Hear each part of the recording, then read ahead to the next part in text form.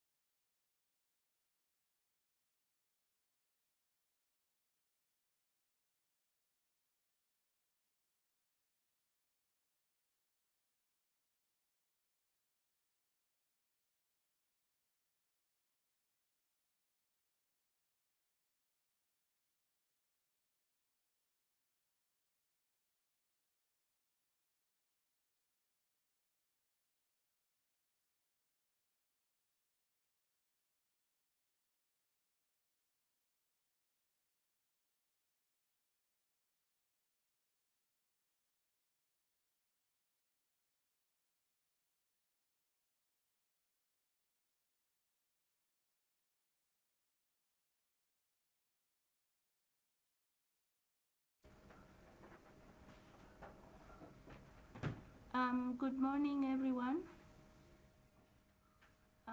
I take this opportunity to welcome you all for our webinar today on navigating quality requirements with the EAC Quality for Trade platform and building towards compliance with the Quality Assurance Association Uganda Limited to enhance the MSMEs market access. My name is Hidayah Mkwizu. I'll be the moderator of today, and we are requesting for 5 minutes to allow other people to join. Then after we will start our webinar. Thank you.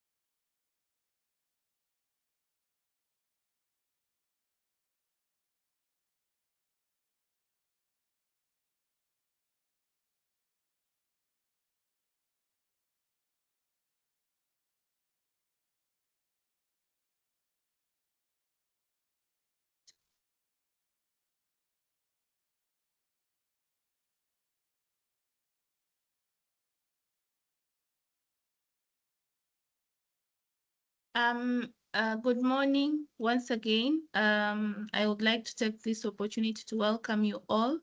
As we wait for others to join, I would like to set some ground rules of today's webinar.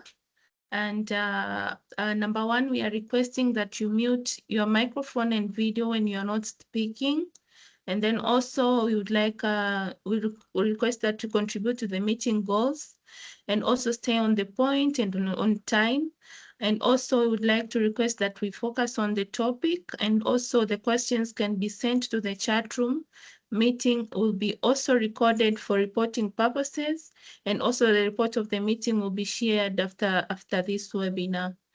Yes, once again, my name is Hidayah Mkwizu.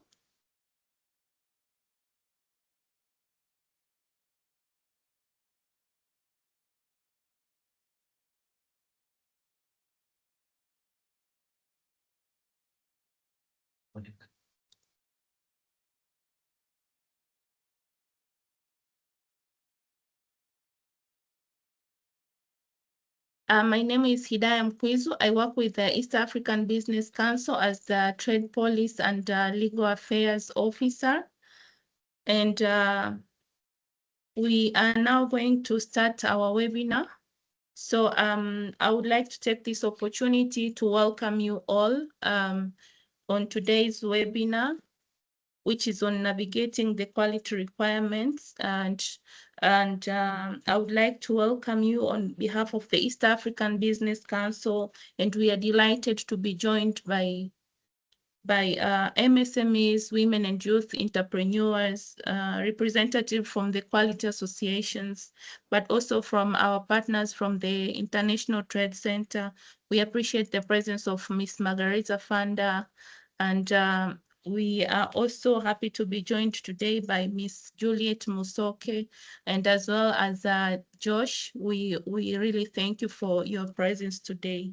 This webinar has been a part of regional awareness raising series, and it has been jointly organized by EABC and ITC under the EU-funded Markup 2 program. And it's aiming at supporting the MSMEs to better understand and comply with quality requirements for the regional and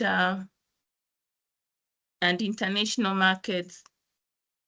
And as we all know, the quality requirements are often one of the biggest barriers to market access. So today's session is designed to be practical and also interactive.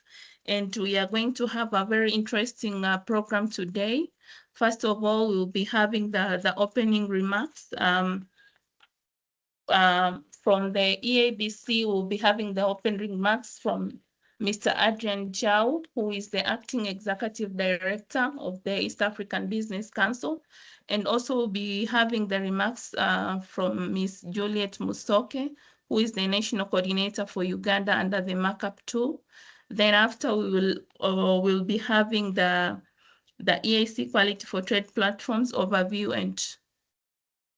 and objectives. And this will be done by Mr. Josh Olson, who is the lead quality for trade platform, export quality management at the International Trade Center. He will also be giving us the demonstration of the selected tools and the features. After that, we will also be having a session on discovering quality requirements with the Compass tool. By which we'll have the demonstration of the quality Compass tool, but also we will see how MSMEs can use the tool to identify requirements and guidance on Markup 2 priority sectors. And this will be done by the Quality Association of Uganda. And also we'll be having another session on the spotlight of the Quality Association, by which here we'll have the presentation of the services and also some of the examples of the past and ongoing support to SMEs. And after that, we will be having the interactive question and answer sessions, by here, which here will really request to get feedback of the webinar. So it will be the open forum. And here we'll request that you give us the feedback by giving us questions or any recommendations that you may have for the presentations that have been made.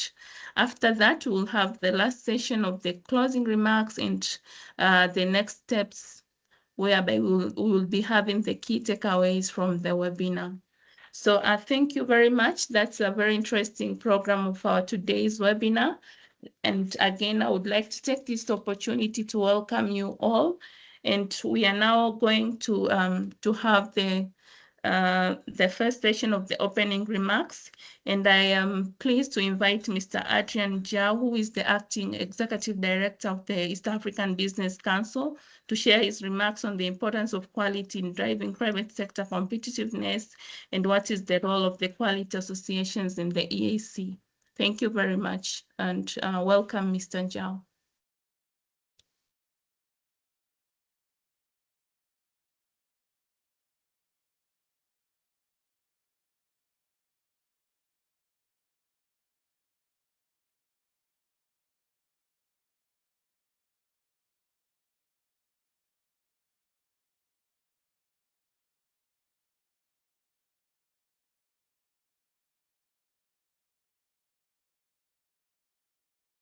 On behalf of Mr. Adrian Jau, he has got an apology, he has got an emergency, and he has failed to join us today, but I'm going to read his remarks, so allow me to read his remarks as prepared.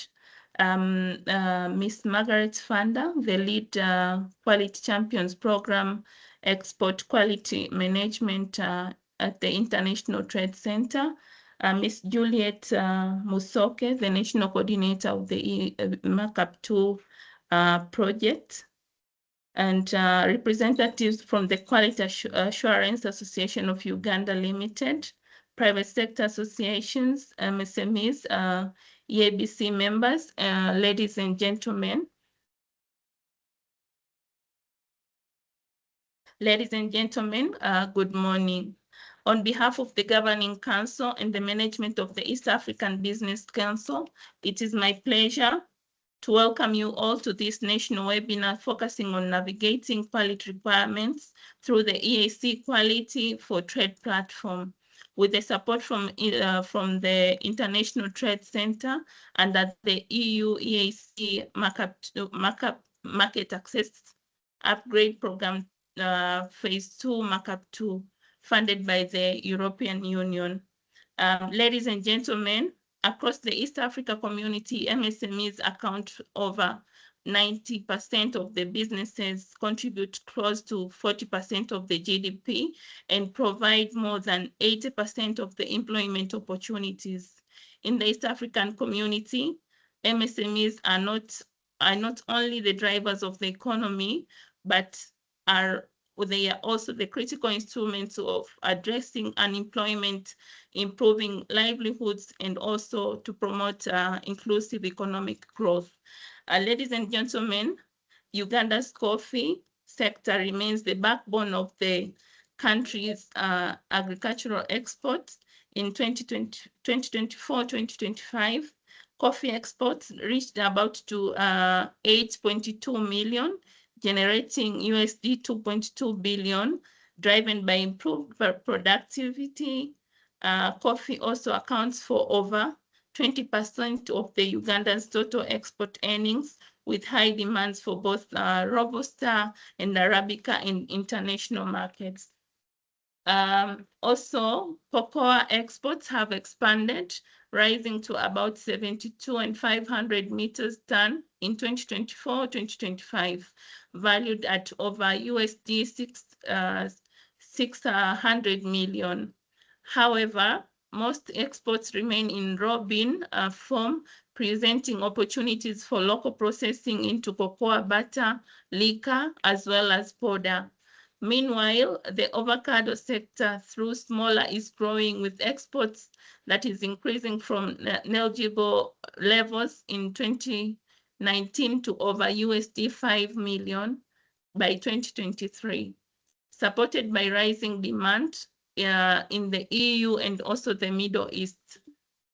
Despite the immense potential, many MSMEs operating within these sectors continue to face challenges in understanding and complying with increasingly complex quality and standard requirements in regional as well as at the international markets, and also limited access to reliable, practical, and consolidated information often results in missing the opportunities, delayed market entry, and also the high compliance costs. Therefore, ladies and gentlemen, recognizing this gap, the East African Business Council, in partnership with the International Trade Center under the Markup 2 projects, has organized this webinar that seeks to empower MSMEs to, number one, to understand the mandatory export regulations and standards, but also number two, to identify market-specific quality requirements. And the last one is also to connect with the trusted quality service providers. Ladies and gentlemen, through the live demonstrations of navigating quality requirements, participants will gain practical, hands-on knowledge that can support their export readiness and competitiveness.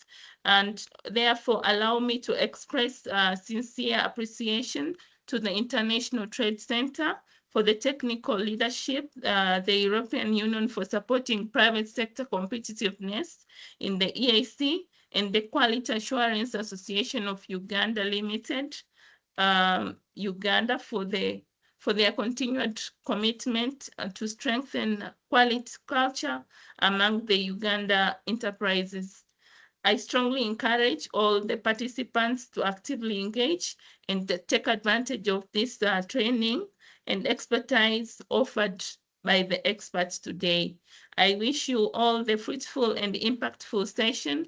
Thank you very much. Thank you very much. Those were remarks from Mr. Adrian Chow, who is the Acting Executive Director of the East African Business Council. And I now take this opportunity to welcome Ms. Juliet Musoke, who is the National Coordinator for Uganda under the Markup 2. Welcome, Ms. Juliet.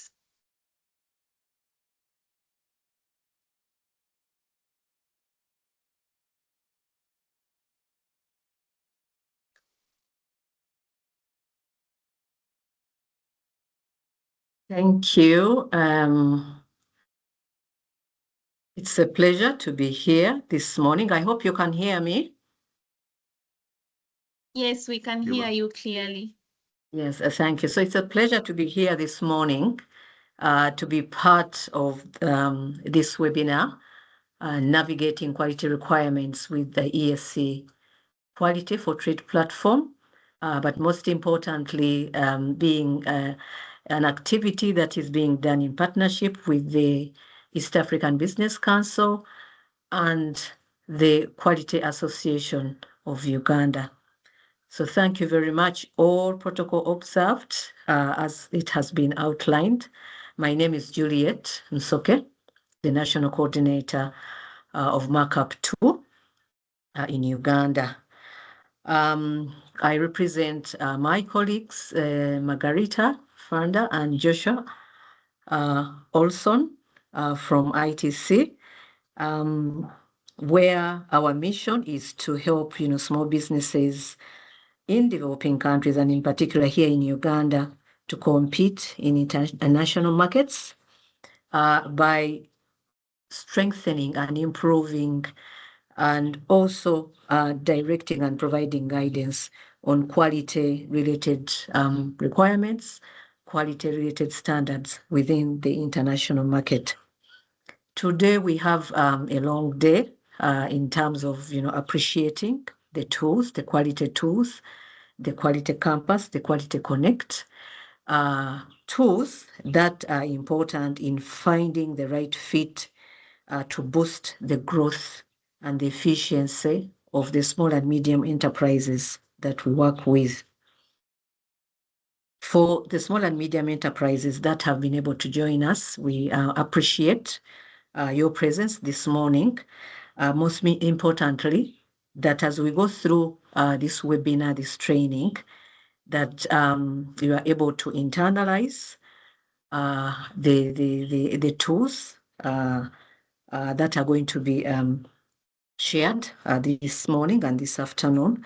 But most importantly, that you're going to be our ambassadors in making sure that there is a multiplier effect in the use of this tool. There's going to be a hand-holding, of fellow SMEs to be able to use these tools to improve on the quality of their operations, to improve on the quality of their products, to improve on the quality and the cost effectiveness of their businesses in order to be competitive and in order to meet the quality requirements at the international markets. Quality management, in a nutshell, is something that sets, the SME apart. It's something that has sets the SME apart, but it's most important in helping the SMEs streamline processes, reduce waste, and boost customer satisfaction. And over the years, this is 2025, we have been able to focus on issues to do with ISO standards, with Six Sigma related protocols, with lean management, and other related quality management protocols and tools, and believe that as we get training, more awareness and training in quality management tools, that as SMEs, they will be able to implement, these tools and use these tools in their businesses, in day-to-day operations of their businesses, but also integrate them into their systems and processes so that they can remain competitive. So this morning, we are looking at continual improvement. The webinars are part of a continual improvement approach, and looking forward to learning more about quality related components within this webinar, but also use them as a tool to be able to take small steps in terms of improving processes, in terms of moving procedures, in terms of complying with standards, and in terms of complying with market requirements, but along the way, improving the quality of the product. And in Uganda, we are looking at coffee, we are looking at avocado, we are looking at cocoa, and we are also concentrating on improving brand image through the right packaging that fits the international markets, that fits the market requirements. So we are looking forward to this webinar, and we are looking forward to having further conversation after this training together with the Quality Association as we continue to train and handhold the various SMEs in the respective value chains under Markup 2. I thank you and wish you good deliberations this morning. Back to you.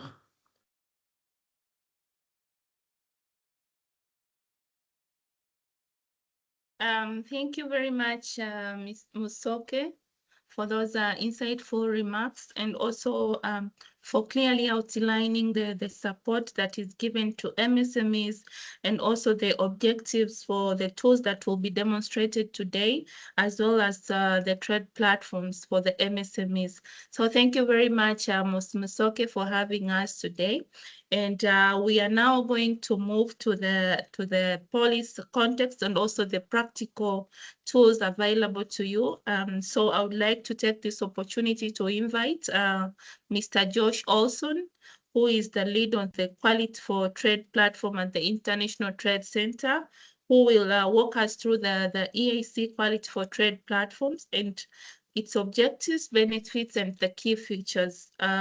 So as we follow the presentation today, I would just like to encourage all the MSMEs present to take note on how the platform is structured, but also the different tools that are available, and also how it can be applied to your specific value chain. So allow me to welcome Mr. Josh Olson for the presentation, but I hope you'll also be able to introduce himself. Thank you.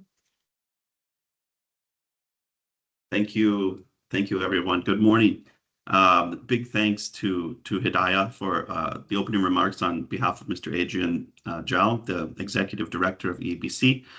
Thanks a lot to Juliet Musoke, our very valued Uganda National Coordinator under Markup 2, for the opening remarks. I also wanted to be sure to thank the EABC team, who's been responsible for coordinating this webinar series. This is the last of 6 webinars over the last few weeks, and they've done an excellent job in coordinating the webinars and reaching out to registered participants after the webinar is over to share videos and materials. So you can expect those as well after today's sessions are over. Also, last but not least, wanted to thank the Quality Assurance Association of Uganda Limited and their members for being a key aspect to today's session. In particular, the members Rogers, Kate, Humphrey, and Innocent, who you'll be hearing from in some capacity today. And of course, a very big welcome to all of you joining today, whether you're representing companies, SMEs, larger companies, sector associations, or different institutions in Uganda. I think your presence here today reflects a shared interest in and understanding how quality requirements affect market access and how these challenges can be addressed in a practical way. So a little bit about me. My name is Joshua Olson. I work with the International Trade Center under Phase 2 of the EU EAC Market Access Upgrade Program, so also known as Markup 2. I work with Margareta, who's here in the audience as well, very closely on the SME support side.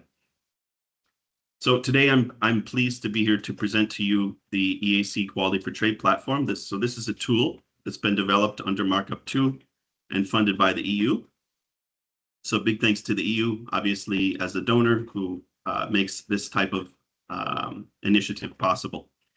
This tool is designed to specifically help enterprises to better understand quality requirements, to connect with the right support, and to build toward compliance. So with that, let's get started with the introductory presentation.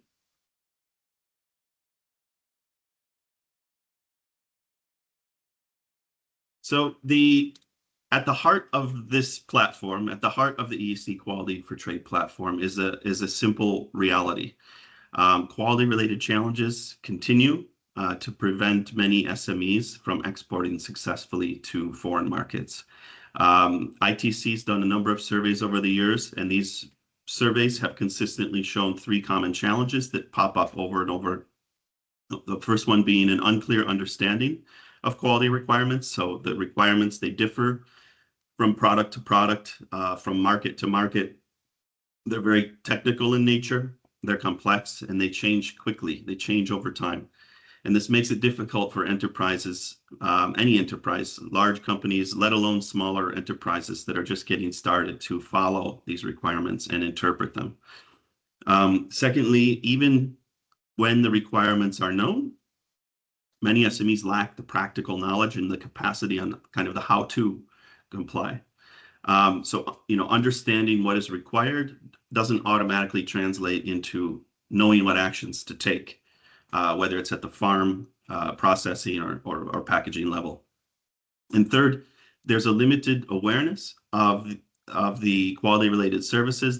There can be limited access to quality-related services, such as advising and consulting, coaching, and then services like testing, certification, inspection. And these are essential things for meeting market requirements.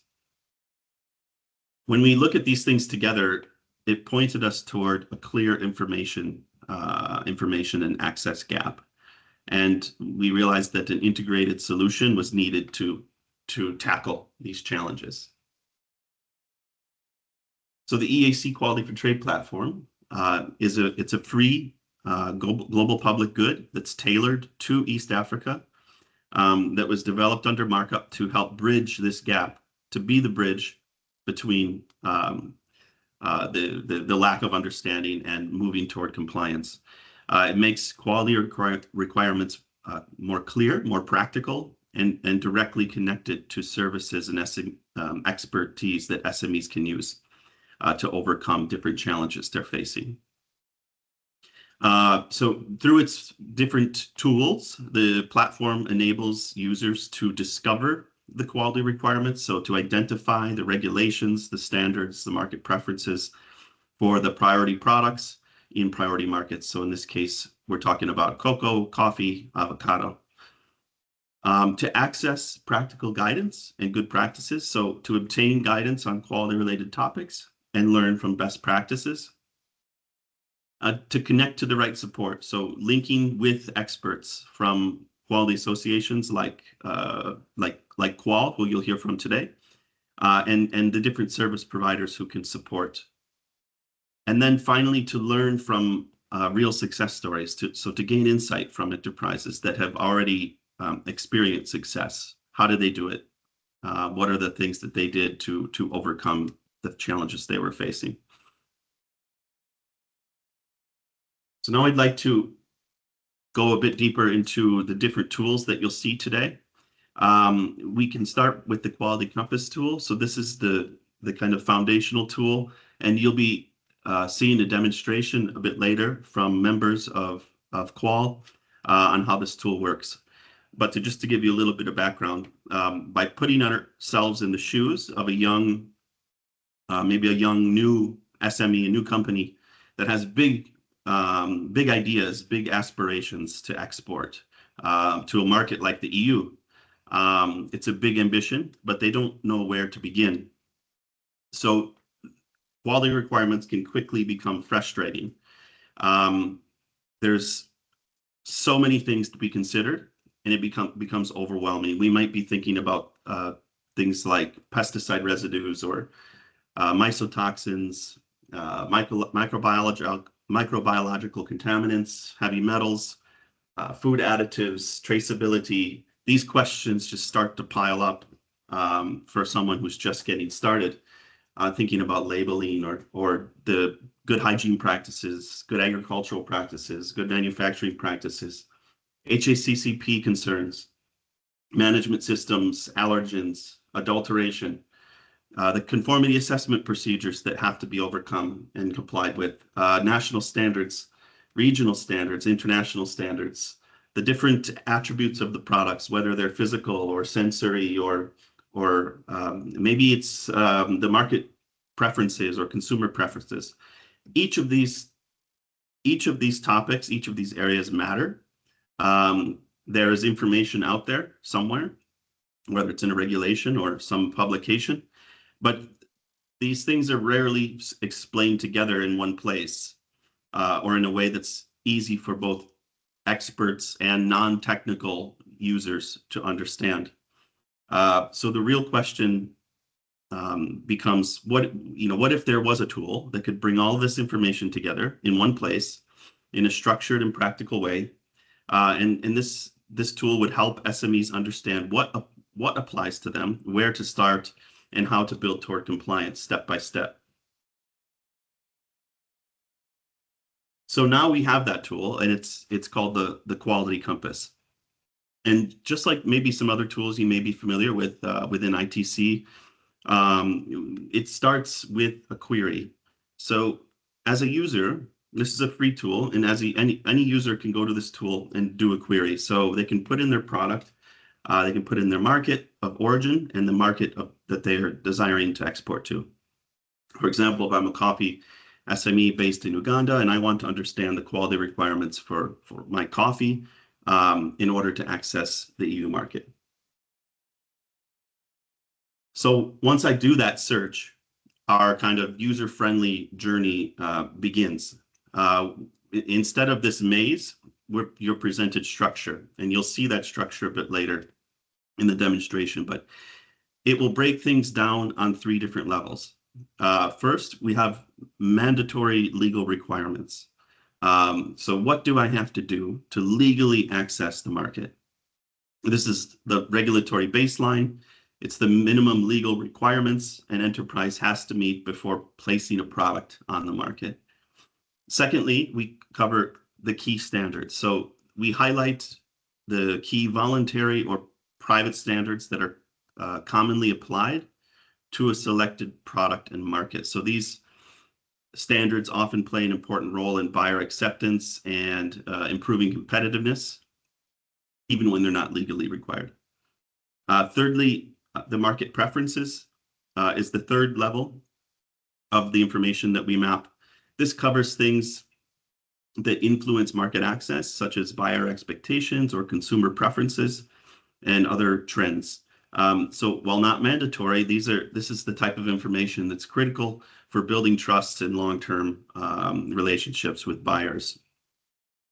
So overall, the objective of this tool is to kind of demystify this complex world of quality requirements and present it in a structured, more accessible way so that both experts and non-experts can clearly understand what's required and follow forward. I'm emphasizing this aspect because it's very important. It's what differentiates this tool from many other tools.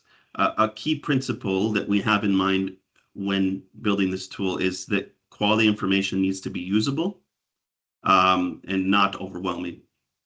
So the requirements, they're out there, the information's out there, but this information's scattered, it's highly technical and difficult to translate into action. So that's why we have this kind of 3-level approach to the information that we present.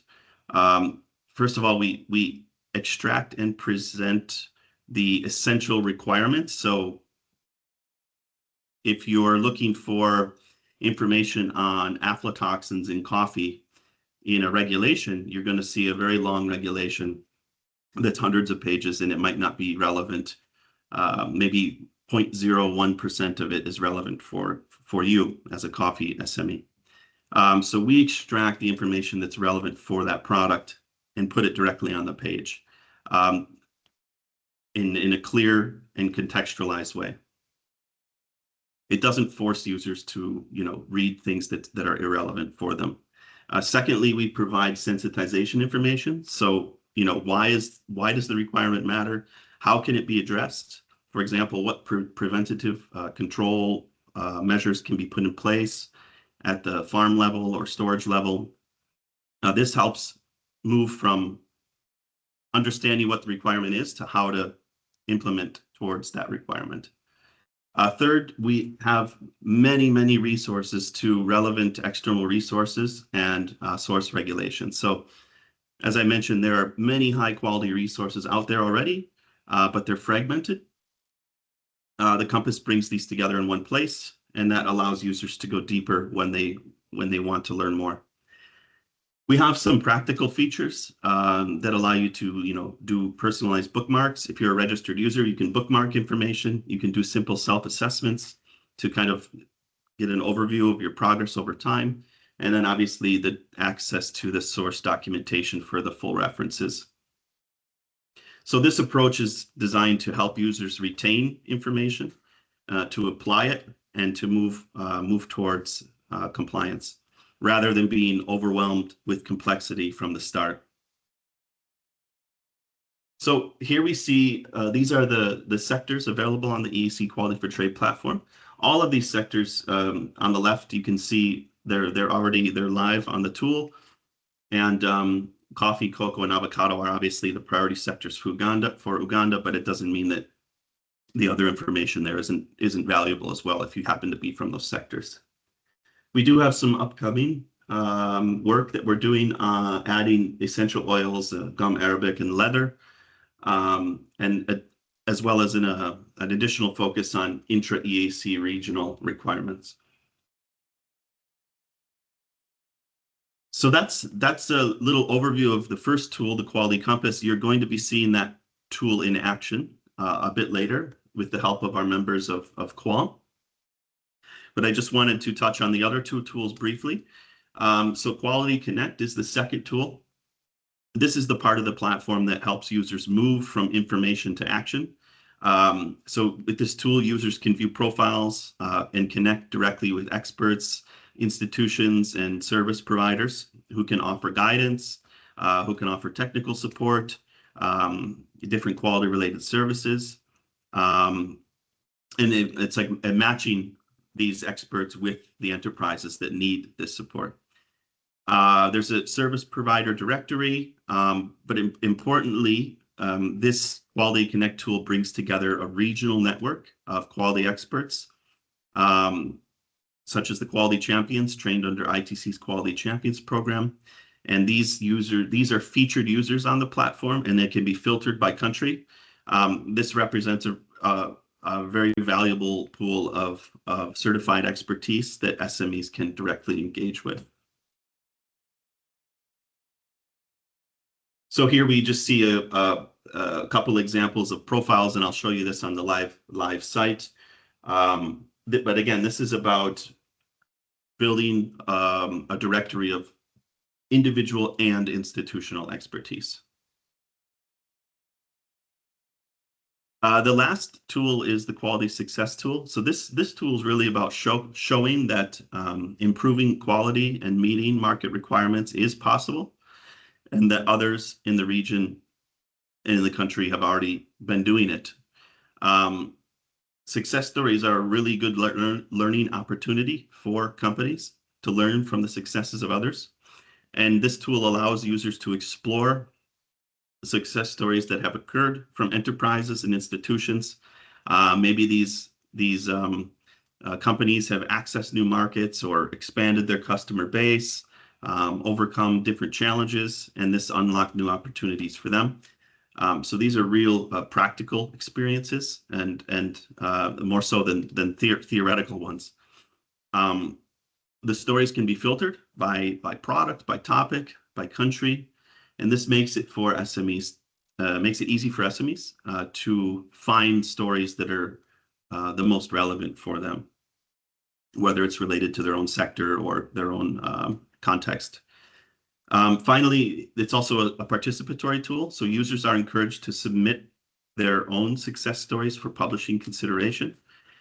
There's a number of elements like this on the platform where we welcome contributions from our community. You'll always be able to find quality-related news and events on the website. So here you see a news article on the big EAC Quality Awards event that took place last November, and then obviously upcoming events that we have. We have linkages with EABC. EABC is a very strong partner of ITC under Markup 2, and we want to ensure that if you're on the EABC website, you can find this platform, and if you're on our platform, you can find the website of EABC, so you'll find backwards and forward linkages between the two. So now we'll just take, that was kind of an overview presentation. I'd like to now transition to a live look at the platform. We'll just briefly touch on a few of the elements prior to passing things off to our esteemed colleagues from QAAUL, who will carry us through a demonstration of the Quality Compass tool. So I hope you see my screen. So this is actually the live platform, and I'm going to put in the chat the link to the platform. So if you wanted to take a look yourself, whether on your phone or your computer, you can do that as we go. You should see the link now. So this is the homepage of the platform. Obviously, this platform was developed under Markup 2 with the support of the European Union. It has a very regionally focused platform covering 6 countries that are supported under Markup 2.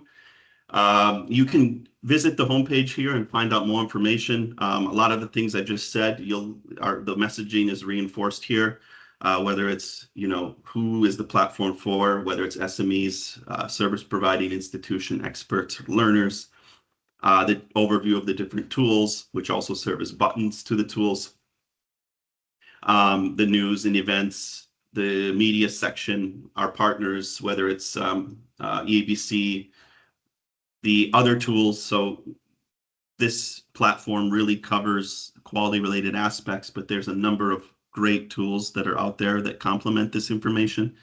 For example, the Uganda Trade Portal, which outlines kind of the export procedures for any SME aspiring to export. It's an extremely valuable tool with step-by-step guidance.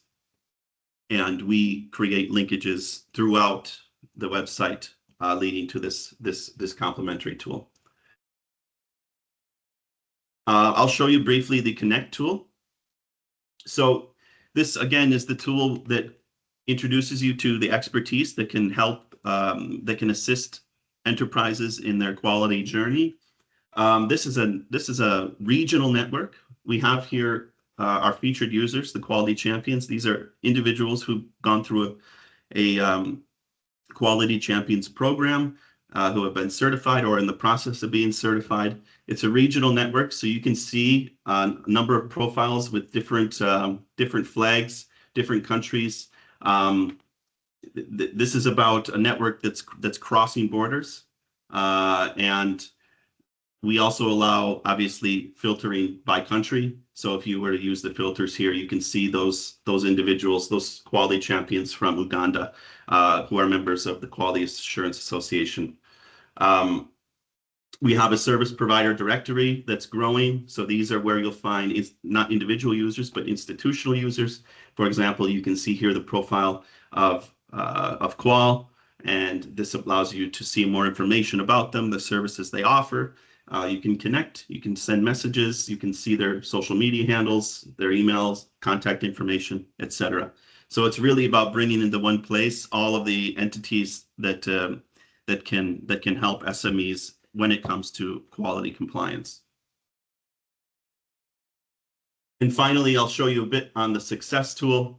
So this is a library of successes that have been captured and continue to be captured under the markup phase 1 and phase 2. As I mentioned before, there's a number of success stories that relate to different topics or different products, different countries.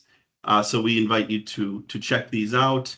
One nice thing about this tool is that you can sort by topic. So if I'm an enterprise that's looking into HACCP certification and I want to see other companies that have done that, I can do a search for HACCP and see not only stories from the EAC region, I can select countries outside of the EAC region. This shares a centralized database with other versions of the Quality for Trade platform, so you can learn from successes that took place anywhere in the world by simply clicking on all countries and doing a search. So these are all examples of companies that have implemented HACCP in their company and the different challenges they overcame and what happened as a result. So we welcome you to explore these stories and become inspired and learn lessons from others. I think what I'll do is I'll stop here for now. I'll pass things back to Hidayah, who will then set things up for the next session on the Quality Compass demonstration. Thank you.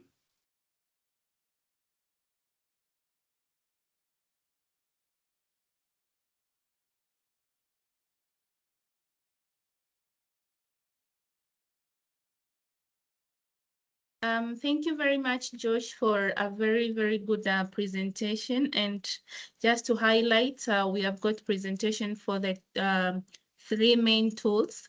And the first one is for the Quality Compass. That's simplifying the complexity of the requirements. And also we have the second tool for the Quality Connect that is giving us the network of the expertise and services. But also we have number 3, that's for quality success, that's showcasing and learning from the successes and different stories. So thank you very much, Josh, for a very good presentation. And I would now allow for those who have questions, at least 2 questions, then maybe we can also move forward to the next session. So if you have any question as of now, please raise your hand. We will give you a minute or 2 to highlight your question. Thank you. Wanaitwaje?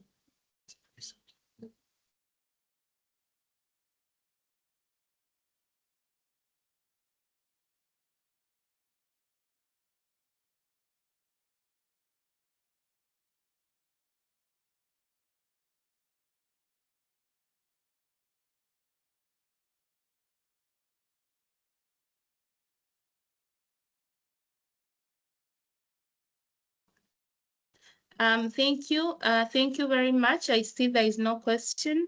We are now going to move to the next session. Yes, Joshua.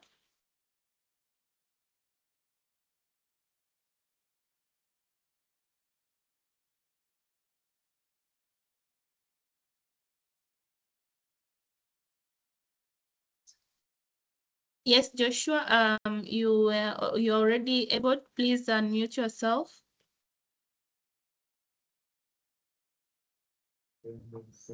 Yes, thank you. Thank you very much for the presentations. And can you hear me? Yes, we can Yes. hear you. Yes, yes. No, thank you very much. This piece of information. Mine is just say thank you, and that it's good. Maybe you'll share the presentations and the websites. I've seen the link so that we can internalize the tools after the webinar. Thank you very much.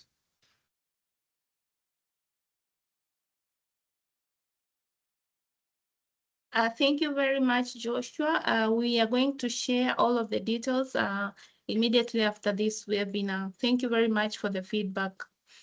We are now going to move on the next session. That's for this discovering quality requirements with the campus tool, and we are going to have some demonstration of the tool, of the quality campus tool. And here we will have 3 representations from Humphrey Ngobi, who will give us a presentation on cocoa, and also we will have Ms. Kate Nakatuga Adili, who will give us presentation on avocado. And also, lastly, we will have Mr. Innocent Magezi, who will give us a demonstration on coffee. So allow me to welcome the presenters. Maybe we can start with Mr. Humphrey Ngobi. Mr. Humphrey, karibu. Thank you very much, Hidayah, for the coordination. Let me share my screen so that we can start.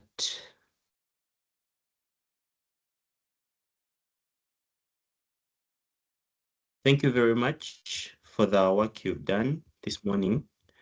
I'll start by also helping Joshua. The QR code you see on your screen, you can scan it and you'll be able to get the link that takes you to the platform you're talking about here today. Yes, Humphrey, Hidayah? Maybe as you proceed, you can also tell us about yourself so that people will get to know you well as you present. Thank you. Exactly. Thank you very much. So my name is Ngobi Humphrey. I am a quality champion working with the Quality Assurance Association of Uganda, which is a hub that is under the work that is being done by the International Trade Center under the Market Access Upgrade Program, Markup 2. And today's session, we shall be touching how we navigate the quality requirements that help the SMEs break into the international market, but also to make these SMEs more grounded in the regional markets, which is one of the core objectives of the International Trade Center and the EABC in the work they do. So today, my main aim is I'll be building on the foundation that has been done by Joshua Olsen. Mainly, I will be sharing the quality campus through the lens of a COCOA SME, just to bring practicality to the conversation we've been having. So one of the key challenges MSMEs face is broken down into three. As Joshua clearly mentioned it, these requirements usually exist, but for some of them, they are not accessible or they are not understandable to small businesses, which then becomes a significant barrier in understanding and meeting the quality requirements for regional and international markets. So what the Quality Campus is trying to do is to bridge the gap between how do we understand these quality requirements, where do we find them in a place where they are organized, that they can then translate into practical insights, and they do not only communicate the generic information, but something to deal with coffee or avocado. How do I then use this tool to navigate and eliminate confusion, both in the in-house, but also across the buyers that I want to communicate with? So most of the requirements are unclear. Others are, the SME does not understand the procedures and processes. So the compliance is hindered. But then also, once you have understood the processes, once you've understood the requirements that need for you to meet certain markets, who then helps you to carry on the work you've been doing? And this is the second tool that Joshua Olsen was trying to put across, which is the Quality Connect. This is just to emphasize the complexity of the requirements. For example, an SME may not know what are the maximum limits. Yeah, what are the maximum limits for, let's say, cocoa, because it's the example I'm focusing on. How do you then know the sanitary measures that are required before you export wherever you're taking your goods? So this is what I'm going to share in the presentation of the tool in just about 30 seconds. So I'm going to move to slide number. Joshua made a point on the structured approach of how this works, but slide number 10 brings out where I want to go. And this is about making the query for your product. So it is a simple 4-step process where you select the product that you're dealing with. In this case, I'm going to use cocoa. We select the origin market, the destination market, and as easy and fast as you're going to see in a few minutes, you're able to get the requirements that then help you to navigate the market. So I am going to switch and I'll go to practical tool in about a minute. So let me share my platform. So this is the platform. I hope all of you remember how Joshua got here, but it is as simple as getting this link that has been shared in the chat. So this is the quality platform. So he has gone through a lot, but what I'm going to touch is the Quality Campus. So you come and click on this Quality Campus and it will be able to load. So at the very beginning here, it gives you a summary of what the Quality Campus is trying to achieve. And one of the highlights for me is this that you're seeing here, that beyond listing the requirements, the tool translates them into practical guidance and sensitization messages, helping the user to understand why each market requirement matters and what it means. This helps then the SME to understand the product-specific quality requirements, but then also read the undertones of the market, thereby being able to know what are the market preferences that are required in this case. So the very first one, so this is the part where you're going to create the query that you're going to use to analyze your market. Shout out to our partners here, as you can see here. But about creating the query, so for example, I'm using Cocoa. So as a Cocoa SME, you will come and click on Cocoa. Then you'll come here and click on this drop down also. The origin market will be Uganda for this case. And I'll choose a destination market. For example, let's say I have managed to source a buyer from Belgium. Now I want to know what are the requirements for an SME that is taking cocoa to Belgium. So I'll click on my search button. And as you can see, very fast, you will be able to come to this plane here. Now here is how you navigate this. On your left-hand side, you have the mandatory requirements, the standards, and market preferences. And wherever you click on each of them, there will be a drop-down that breaks down the different categories into other subcategories, where then we give you details in a more organized and concise manner. For example, for those of you who are seeing, keep your eyes on my left. When I click on mandatory requirements, and then I click, for example, let me choose, let's say, packaging. So I want to know what are the packaging requirements for cocoa as I'm taking to a market in Belgium. So what are the packaging requirements? So you come and then read here, like Joshua said, the tool summarizes for you the practical insights. Now, this information may exist somewhere else, but it's probably a 20-page document that you do not really have the time to read through, or sometimes the technicality because of the language that is being used. So you're able to come and read through here, and then you're able to know what affects your product as you're taking it into a certain market. For example, just by reading the highlighted part, if you keep your eyes at what I've highlighted, they tell you that here it tells you that it is not only about the material that directly touches the product, but also how products are packed, transported, stored, displayed, and even how the packaging is disposed of after use. Now, for many of us are very vigilant with the first part only, yeah?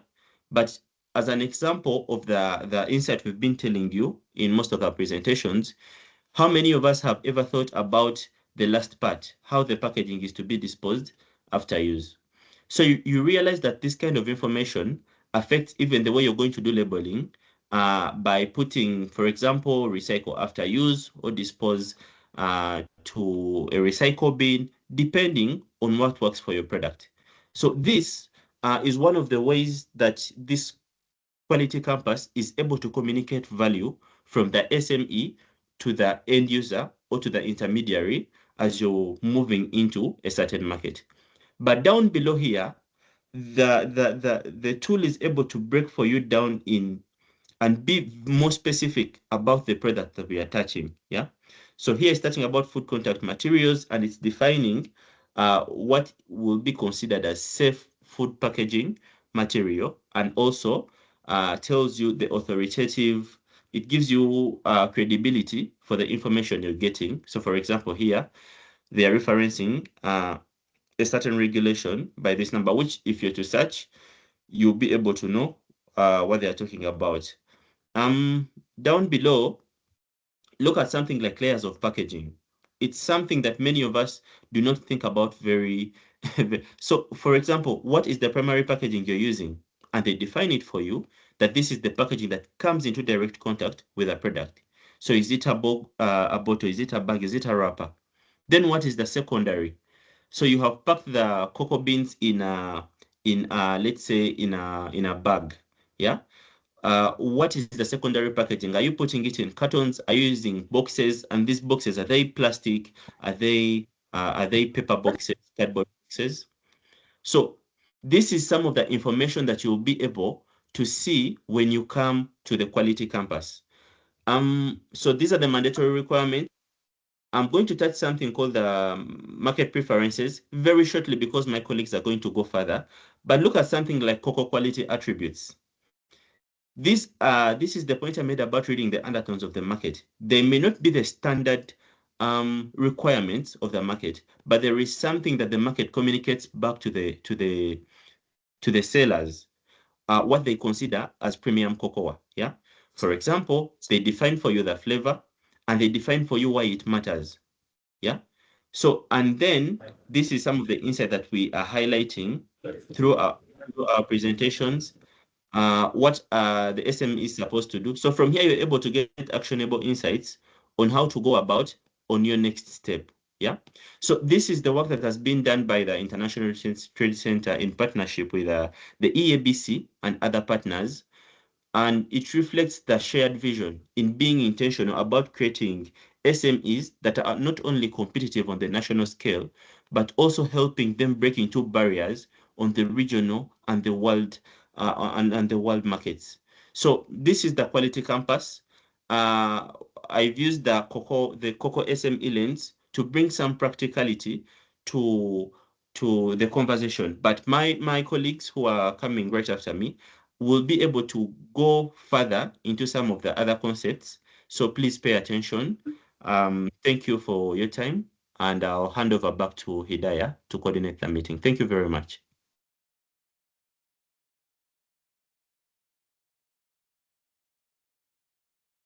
Thank you very much, Mr. Humphrey Ngobi, for a very good presentation. I think I would also like now to take the opportunity to welcome the other presenter, and we will have the interactive session at the end of the presentations. So allow me to welcome Kate Nakatuga, also to give us the demonstration for the avocado. Thank you. Thank you, Hidayah. Please enable me share my screen. Good morning, ladies and gentlemen. Allow me to say protocol observed. I'm privileged to demonstrate the use of the Quality Campus to you people, and especially for those who are into avocado. However, it works the same for other products, but I'm going to concentrate on avocado. So, yeah.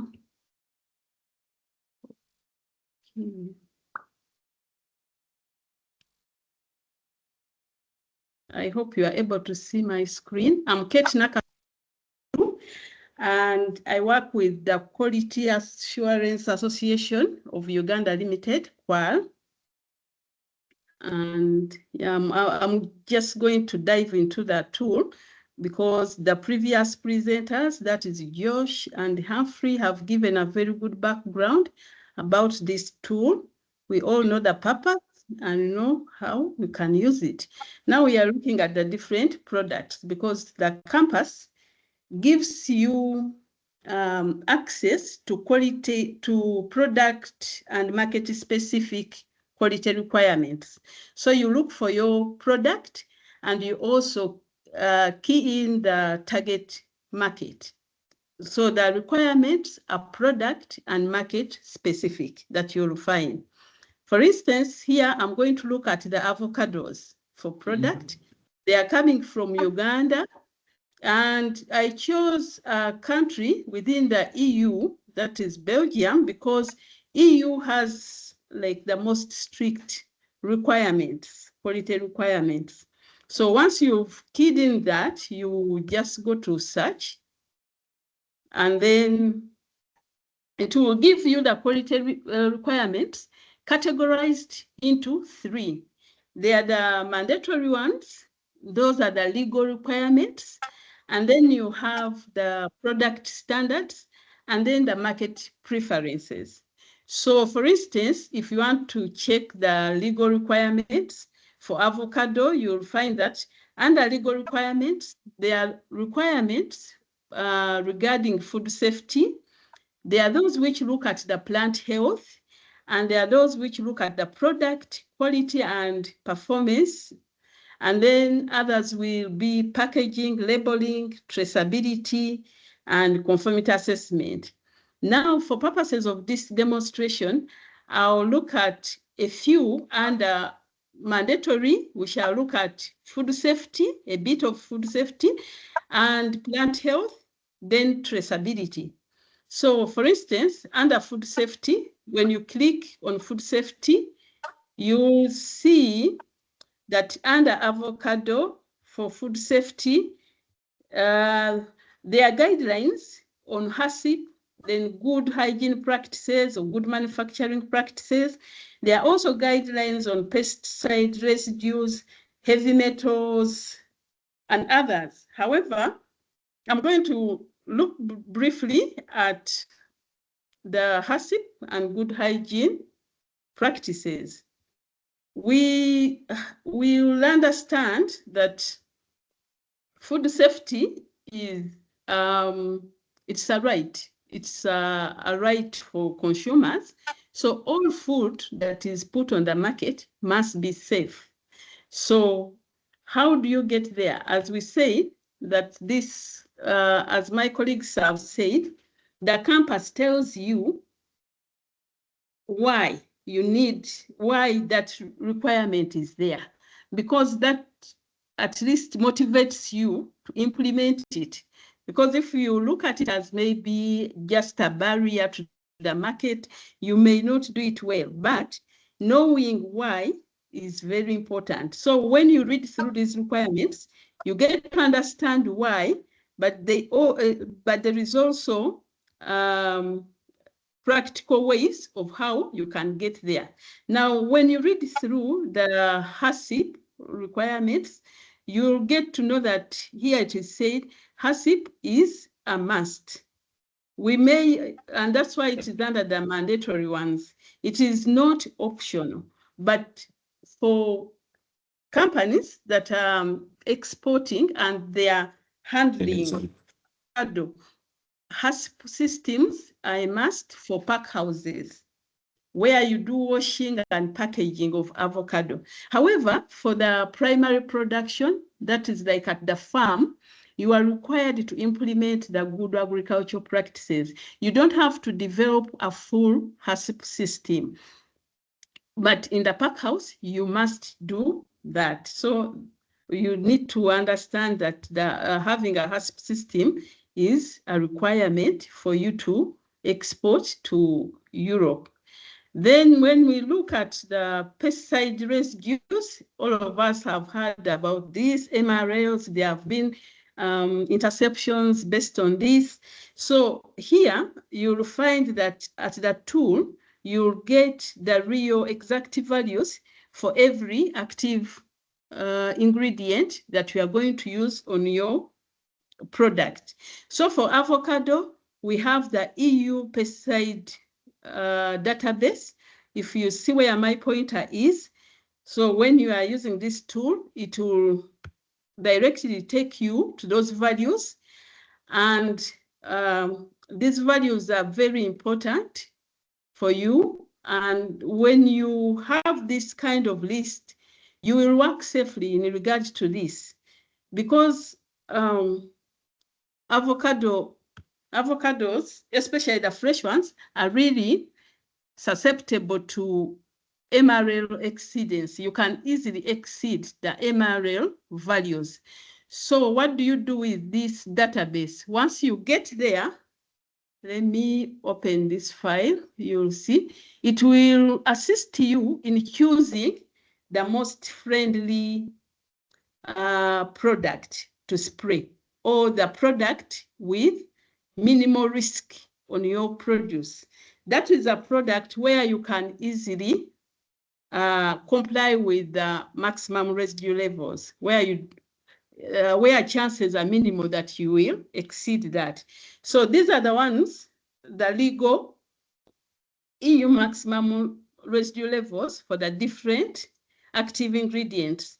However, you may note that some buyers may set for you their own MRLs. Normally, if they are different from the legal ones, they will be more stricter than the legal ones. But at least you can start with the legal ones so that you are guided on what to spray on the crop. When you look at this, I hope it is big enough for people to see the values. Yes, I've tried to make it big. When you look at these active ingredients, especially now, like you see that they are for avocados, the first ones here, you will see the maximum residue level is just 0.01 milligrams per kilogram. of avocado. And now that one is very, very small. It is easy to exceed that one and then get an interception. So if you come to this list and you are going to choose, you find that you'll be much better off if you worked with a product like this one, which has 0.05 as maximum residue level. This one is easier. Sorry, Kate, just sorry to interrupt. We only see the top of the page. I don't know if you scrolled down to a specific substance, but we only see the very top of the page, at least on my end. Okay, are you able to see my pointer? Yes, we see your pointer. The one yes. And you see the value, the 0.05? No, we see the page that says selected product, avocados. Oh, I'm sorry. Now I Scroll down. maybe since, yeah, because Scroll down. I've scrolled down to. Yeah, just scroll down on the page. You should see the. Yes, I'm at that page here, 0.01. Are you there now? Because it is now on the top. Yeah, we only see the top of the page. Yeah, we don't see the values. We don't see the page scrolled down. I don't know how to do it, but I would maybe since everyone has the link to the Quality Campus, please go there, go to avocado and look at pesticide residues. Then you click on the link to the EU values.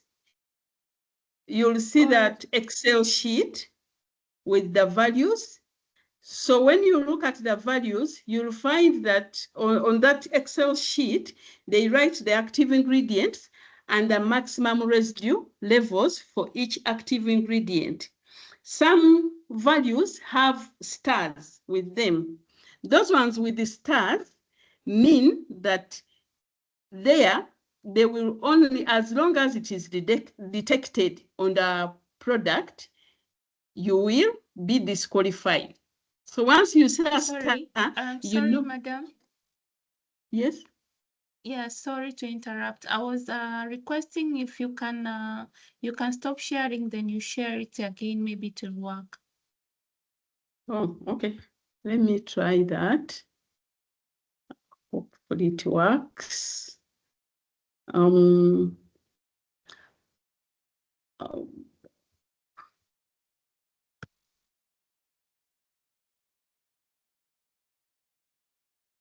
Yeah.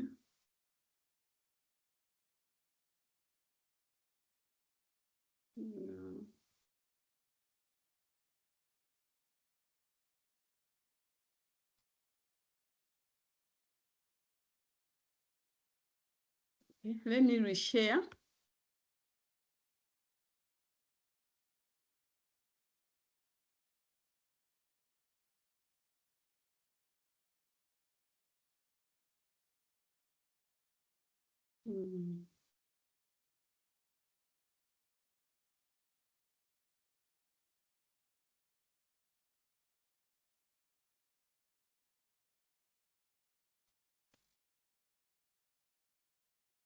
Hello?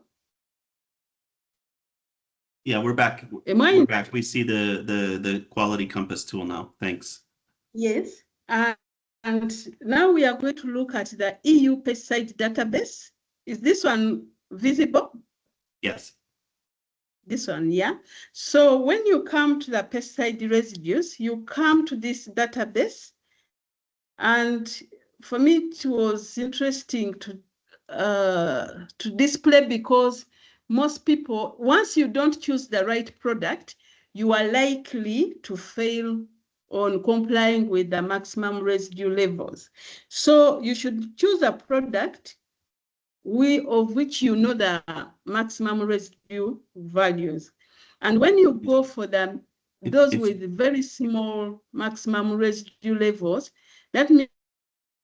Hey, Kate, instead of clicking export MRL values, if you just scroll down the page, you'll see the values as well. If you just scroll down, don't change the window, but just scroll down on that window.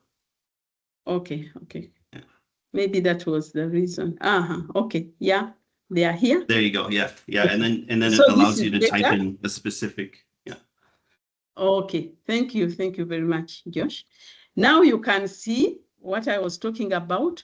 When you look at like these very first active ingredients, the first 4, these are high risk for spraying.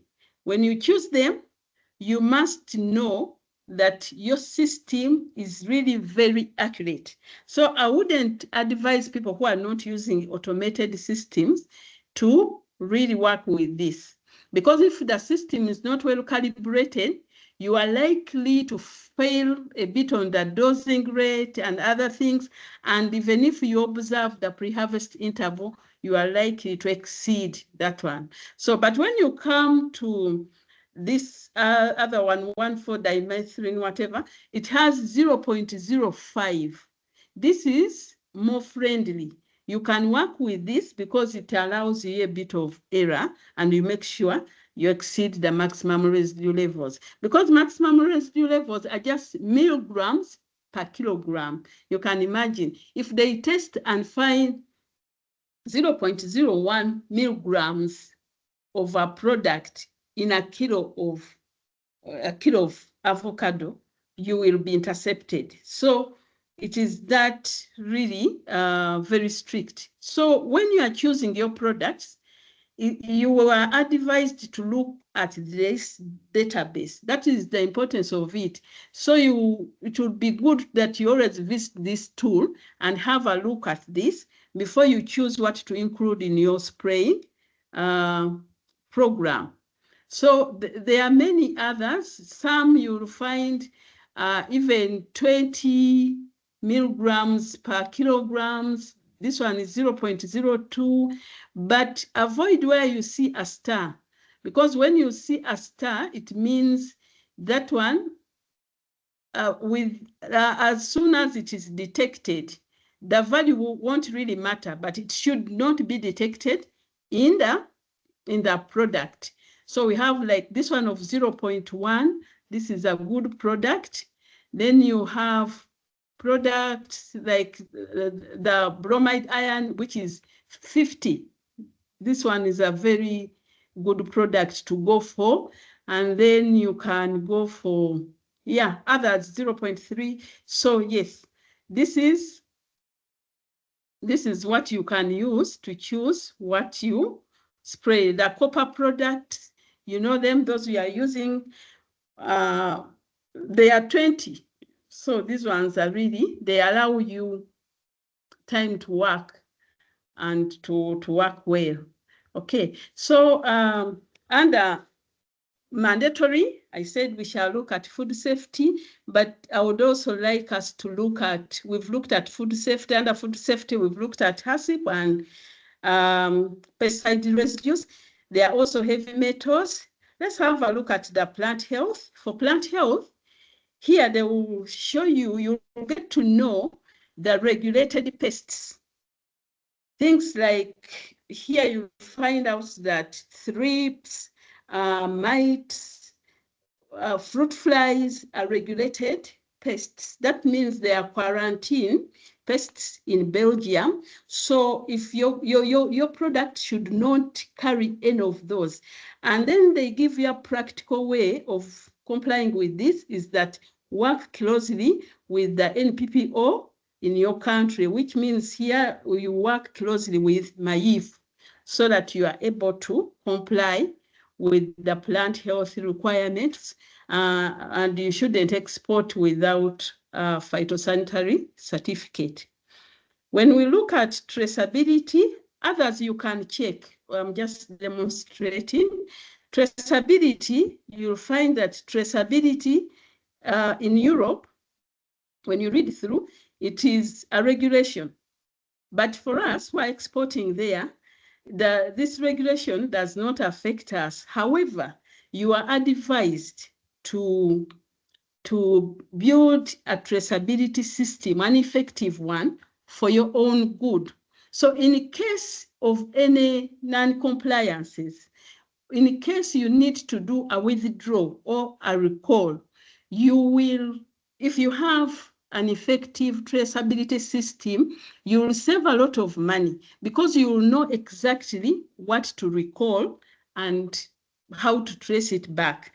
But without that, you may have to recall everything. So that's why the traceability system is important to us, not because you are supposed to do it, but in Europe, it is one of the mandatory requirements for those within the food businesses. They must be able to trace, at least you trace your product one step forward and one step backwards.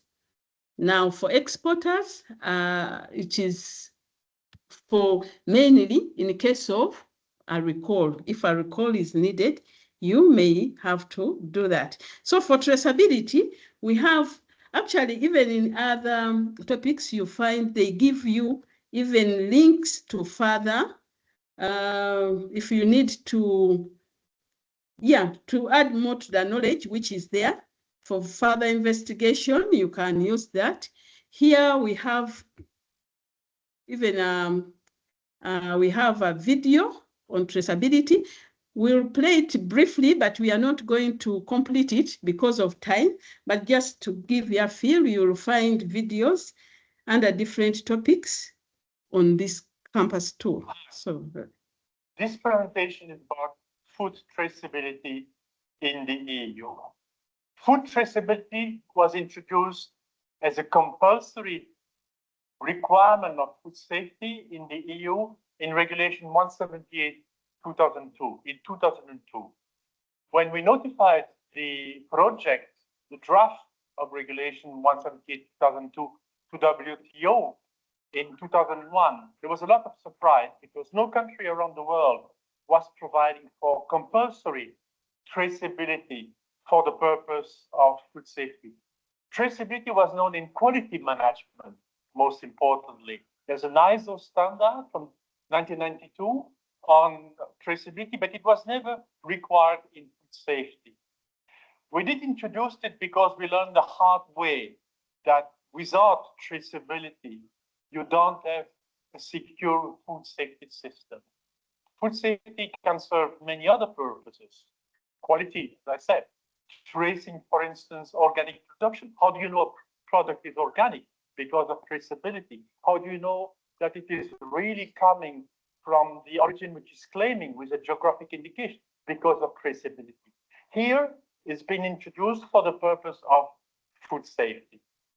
So it's Regulation 18 Article 18 of Regulation 178/2002, which lays down that traceability is the ability to trace and follow a food, a feed, a food-producing animal, or a substance intended to be or expected to be present in the food. I'll stop it at that because of, in the interest of time, but at least we know now that in the EU, food traceability is part of food safety and it is compulsory. So you can always go back to the video. It has very useful information. Now, I would like also to demonstrate on market preferences. These are not legal requirements, but they are very important and they affect your access to a given market. For instance, here, they will talk about the avocado quality attributes, but I want to look at the importance of global gap. Global gap is a private standard. It is not a regulation. However, when you go there, you'll get to understand that it has now become more of a regulation. It will be hard for you to access the EU market with your avocado without global gap and its add-on. I don't know why global gap is not opening also. Hello? Yeah, the page did not load. But maybe just for the sake of time, because we have 30 minutes left in the webinar, we're already a bit over time. Maybe we can move on to Innocent for coffee Yeah. briefly before we then go to Rogers for the presentation on QAAUL. Okay. Thank you so much, Kate. Welcome.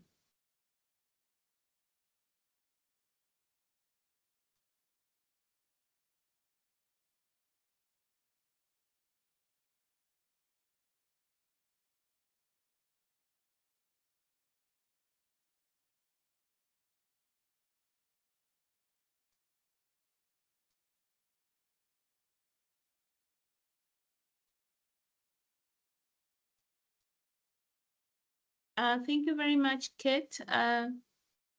Innocent, can you unmute? We are not able to hear you. All right. Thank you, Hidayah. I'll start right away. My name is Magezi Innocent from Saudi Coffee Limited, a quality champion and a market analyst. Let me share my screen.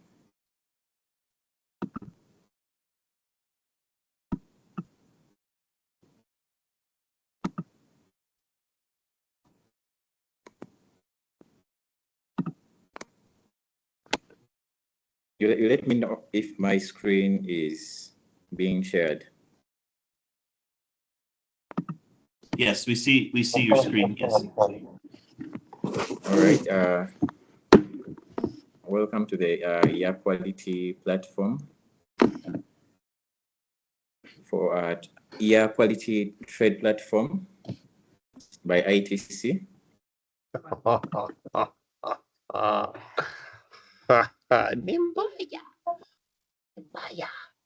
Someone has unmuted. So we made it simpler in case you've not gotten the link.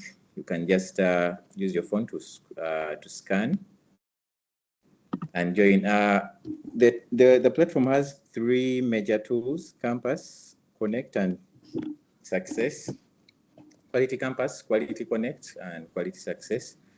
So for this case, I'm looking at Quality Campus. I customize its introduction to coffee.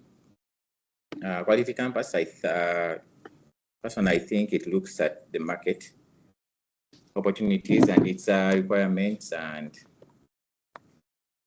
opportunities. The product I'm using is coffee. So I'm going to take you to the page. So this is how the page looks like. It was introduced by Josh. So I'm going to be very precise because most of the previous presenters have made it quite simpler for me. So I click to Campus. So since the product I'm using is coffee, I come here, then I go to coffee. The origin market, I'm going to use Uganda. Destination, I think Uganda sends most of its coffee to Italy.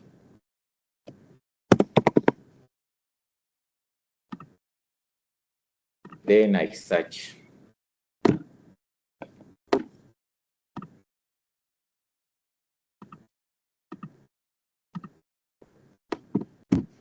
So if you just clicked, if you're just new to the page, it will be able to guide you on what to do.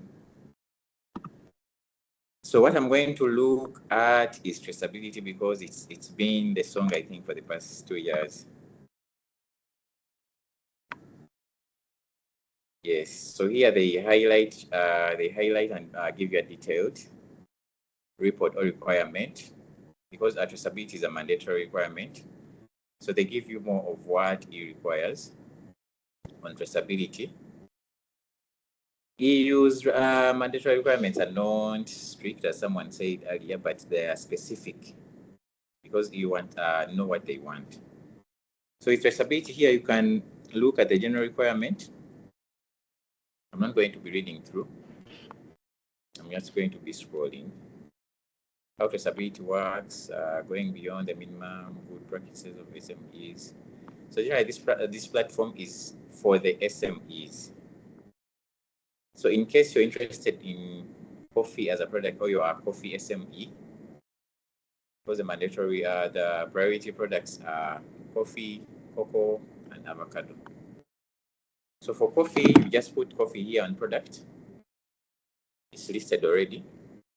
You come to origin market, Uganda. Destination market. Sorry, Innocent. Yes, please. Apology. We Yes. are not able to see your screen at your presentation. It's blurred. So I was asking if you can stop sharing and you reshare it. All right. Yes. I can also, I think there may be a connection issue, Innocent. So if you guide me where you'd like, what you'd like to show, I can share on my screen. Perhaps that will work. All right. So you were saying Coffee, then Uganda, then Italy. Destination market. Then we can go to mandatory requirements, then traceability.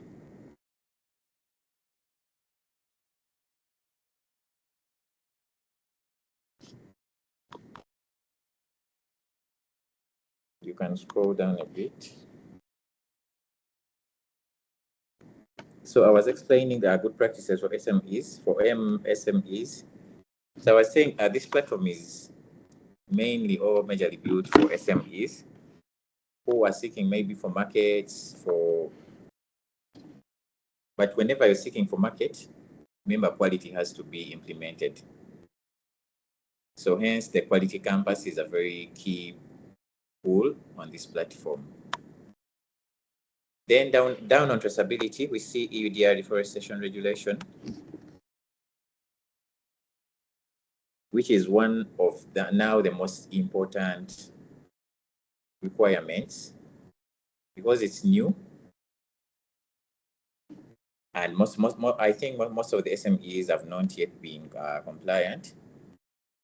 And here you can also be guided on how to go about it.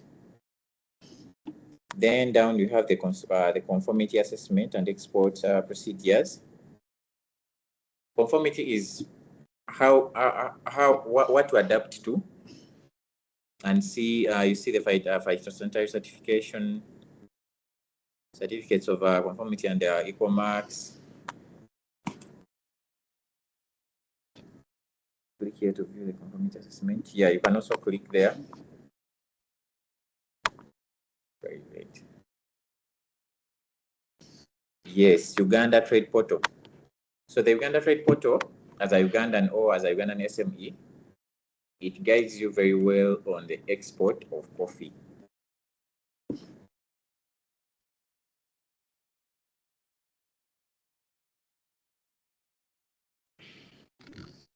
Yes, so this page can guide you through well on what you require to export. I don't know whether EUDR has been included on their site, but here it is a mandatory requirement on the campus. So I don't think I'll go any further because most of the things were explained. But utilize the quality campus. You see all these, the sensory cap, quality attributes, the trends in coffee, understanding buyer requirements. If this tool is well utilized, you can do a lot of things with it, not just understanding, but also markets, to reach out to more buyers when you're able and you're competent enough to take those markets. If you have the requirements, I don't think there is any limit to getting the markets. Maybe you might be short of supply, but if you have all this, so this is a very important tool for you or for the SMEs in coffee by ITC. I beg to submit.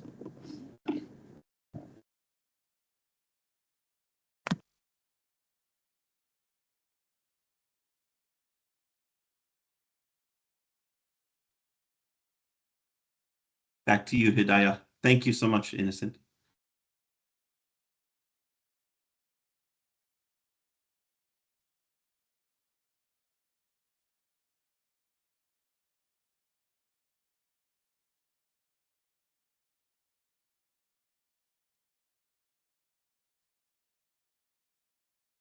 Hidayah, are you there?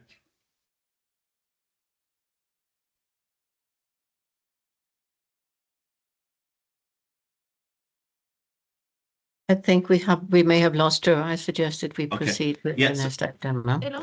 without waiting. Oh, Ah, there she Hidayah is. is there. Thank you. Sorry, I had the internet challenge.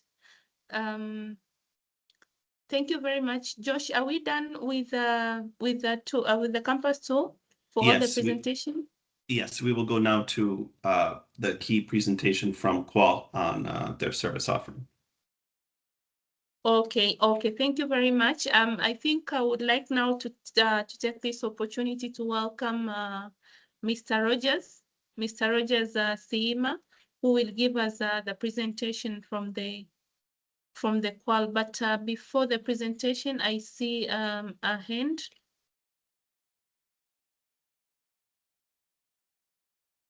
Sidai, this is Juliet. Yes, I was yes, wondering madam. whether we are taking questions or we wait until all presentations are done and then Yes. take them at once.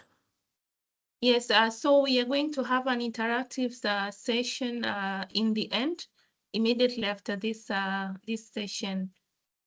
Okay. Yes. But we are also requesting for those who have the questions for now, they can also drop them on the chat. But we'll give them a chance to speak after the end of this presentation. Thank you.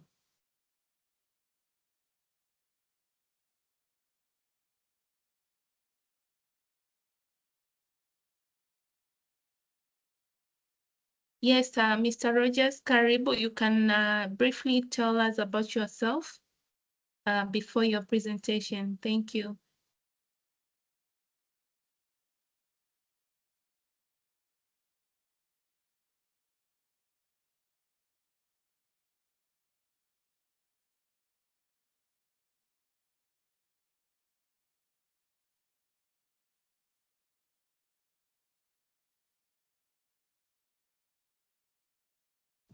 Yes, Rogers, we are not able to hear you. Can you unmute, please?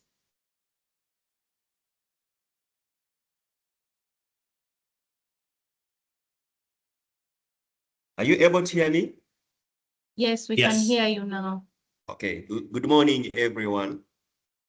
And Good morning. welcome Good morning. to this presentation of the Quality Assurance Association of Uganda Limited. We are grateful to the EABC, the European Union, and ITC who have been coordinating us and who have led us to where we are. Starting introducing myself, I'm Roger Siima, the chairperson of the association of the Quality Assurance Association Uganda Limited. I'll straight away dive into my presentation.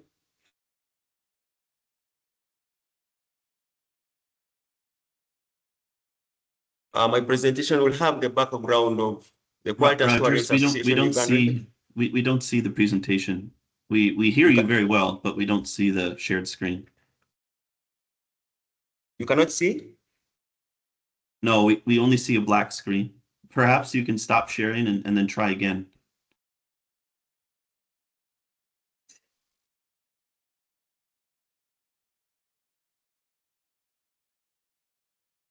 Sharing. Can I continue? We don't see the presentation. You don't see the presentation. If you okay. Yeah, if you're having issues sharing for whatever reason, I can share on my side and you can share on your side. Okay. Share on your side. Let me stop sharing. Okay.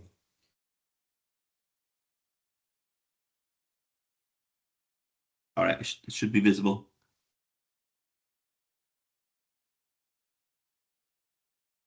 You may proceed, Rogers. Okay. Let's move to the next screen. Yeah. So we look at the background of QAAUL. The association was established in March 2021. That's when it was registered in Uganda, founded by 24 members. The bigger part of it from the public sector, the Ministry of Trade and Agriculture, with the experts from the private sector. And that time we also did receive support from the Africa Coffee Academy in terms of giving us office space. Move the next slide.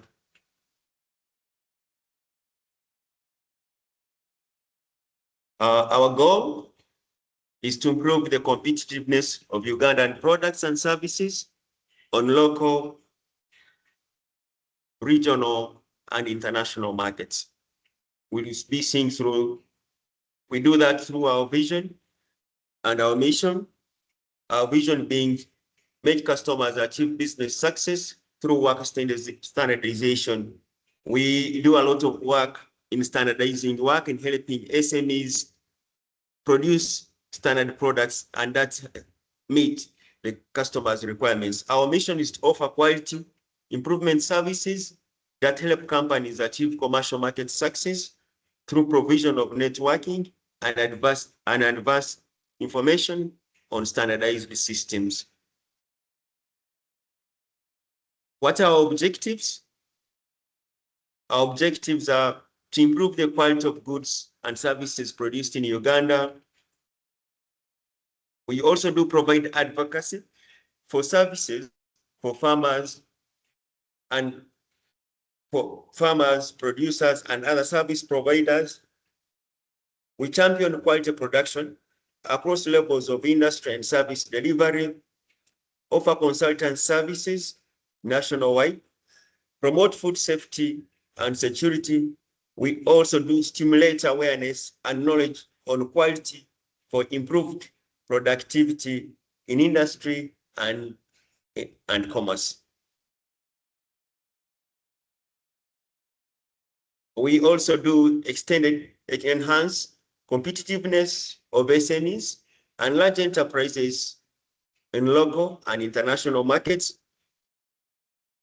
foster a quality culture within the Ugandan economy. A good example is that recently we are running an MOU with ITC and purposely to foster quality culture and food safety in Uganda. Create platforms for networking and knowledge exchange. This is something which we are doing. We've started training that we are doing online. Strengthen member expertise through continuous training. So we do that. Our members are trained to ensure that they are updated with what is happening in areas that we offer to SMEs and companies. Build partnership with organizations, sharing similar objectives, local and internationally, that will continue doing, and also present members in relevant platforms and networks, identifying funding opportunities to sustain operations. Those are the key objectives of the Quality Assurance Association. Our core activities, we've already seen our objectives and how do we cascade our objectives to deliver what we aim at. We do promote national quality awards. Said we do quality advocacy and lobbying. We offer solutions to SME quality challenges through training and coaching, and this have demonstrated quality research and development, quality consultancy, and preparing SMEs for standard audits and certifications. We also do process mapping and standardization for SMEs. We do lean principles and practices training. We also offer food safety and communication of quality information. We also do quality systems improvement, market access programs. We have certified professionals in NTMs that can assist SMEs access markets. So if there are any issues to do with the non-tariff measures, we offer trainings in there as an association. What other activities have we done? We've done quality improvement projects. Our quality champions that were trained and passed. And right now, we have also coaching going on. So, and all SMEs that are being coached, they are undertaking quality improvement projects or food safety improvement projects. We have had examples where SMEs have obtained standards like the national, have been able to achieve the UNB certification. We've also had companies gain market access. And also SMEs have moved to creating standard contracts and policy documents for business operations. So these are part of the activities that we have undertaken. Currently, we are running a partnership with ITC. We have signed an MOU and purposely to promote quality and food safety culture. We have coaching and training of SMEs with quality champions that is ongoing. Currently, we are coaching 12 SMEs, and our target is getting FSSC certification or UNBS. What have been our achievements so far? We've coached SMEs on quality improvement projects, and we have seen SMEs get certification with UNBS. We've trained SMEs in Rwenzori region on coffee quality. We've developed training materials for coffee and cocoa with ITC support. These materials are available should SMEs be interested in receiving these materials and being helped on how to go about quality. We are available as an association. We've recruited new quality champions, and this has given us bigger and has brought in more energy in the association that is doing much more than it used to do. We've also conducted specialized trainings. We've done lean methodology. We've done food safety for chocolate manufacturers in Uganda.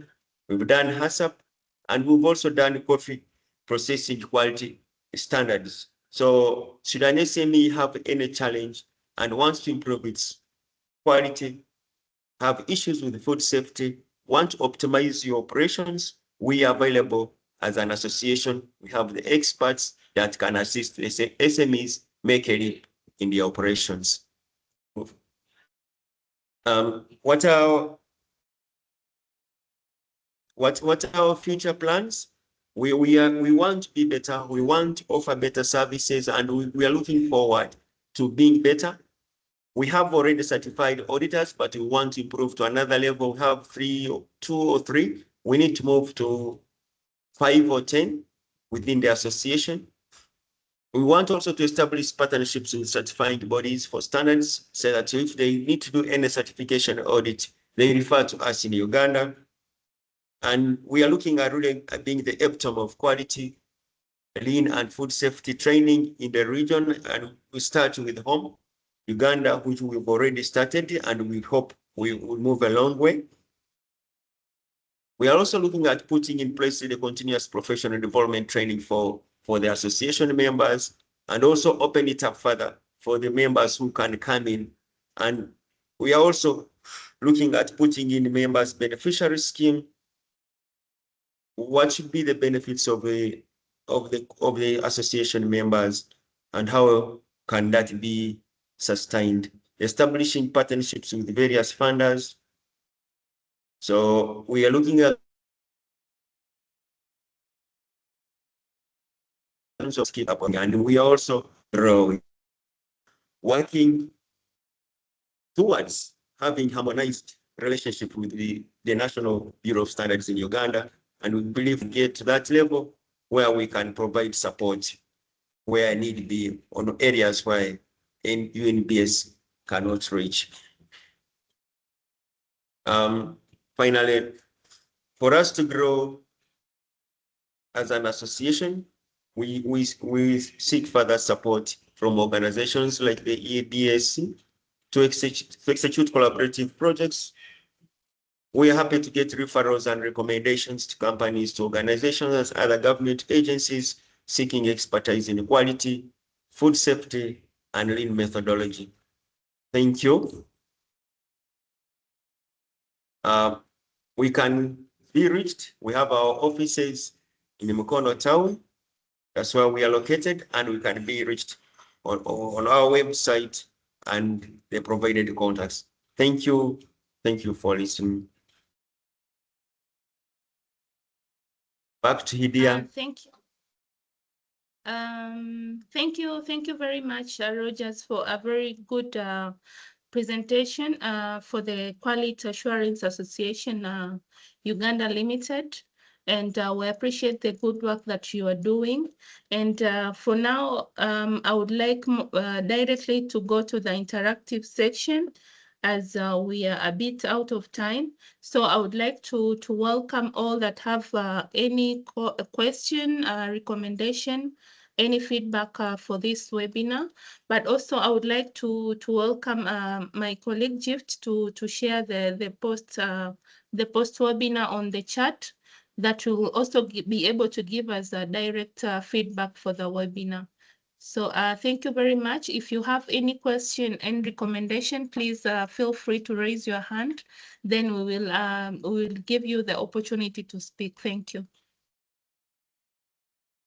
I see Gift has already shared the post webinar evaluation.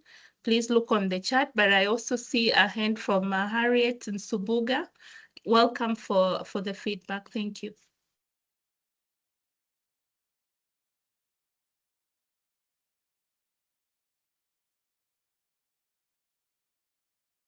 Yes, Harriet, please unmute.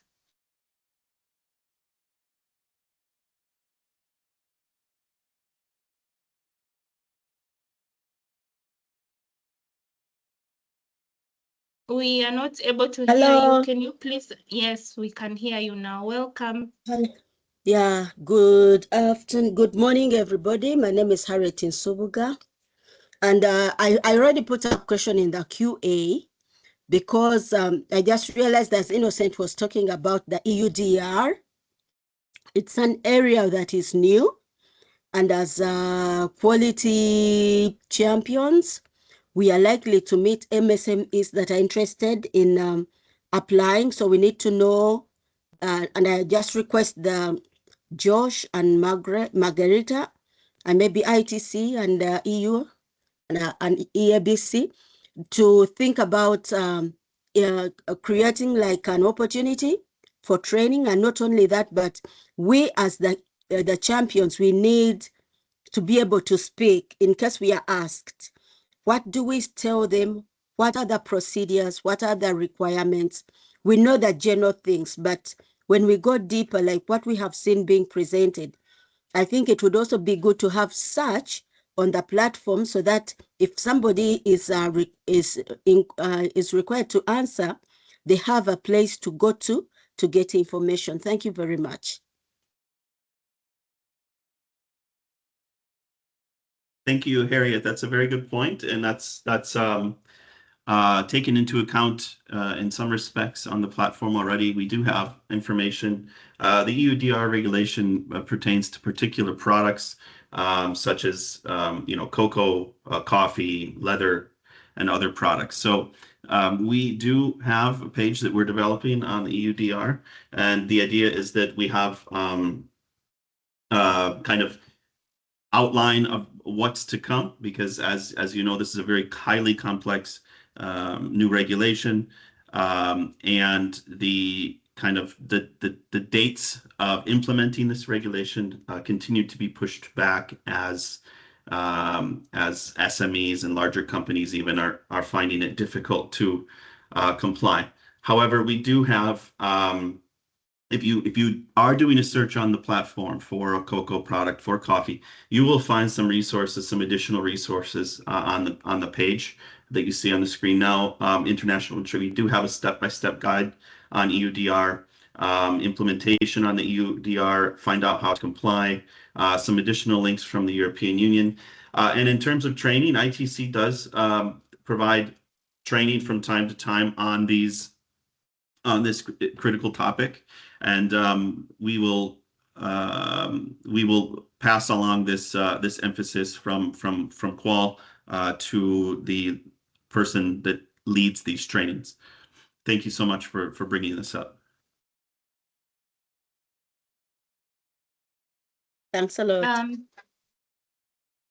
Yes, thank you very much, Josh. Any other question from the participants? Please feel free to raise your hand if you have any comment, any question, or even any feedback from the webinar.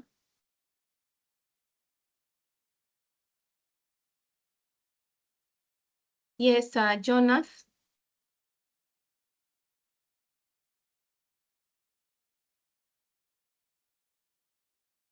Jonas, please unmute.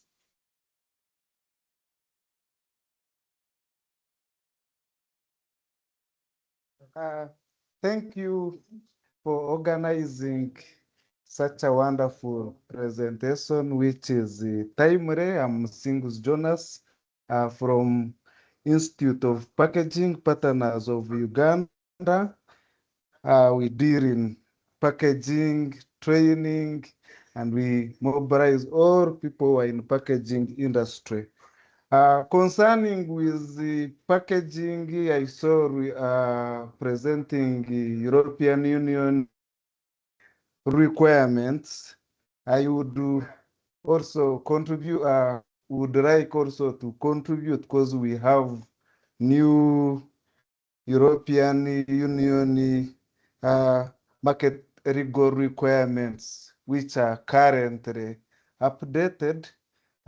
Feel free to reach to us.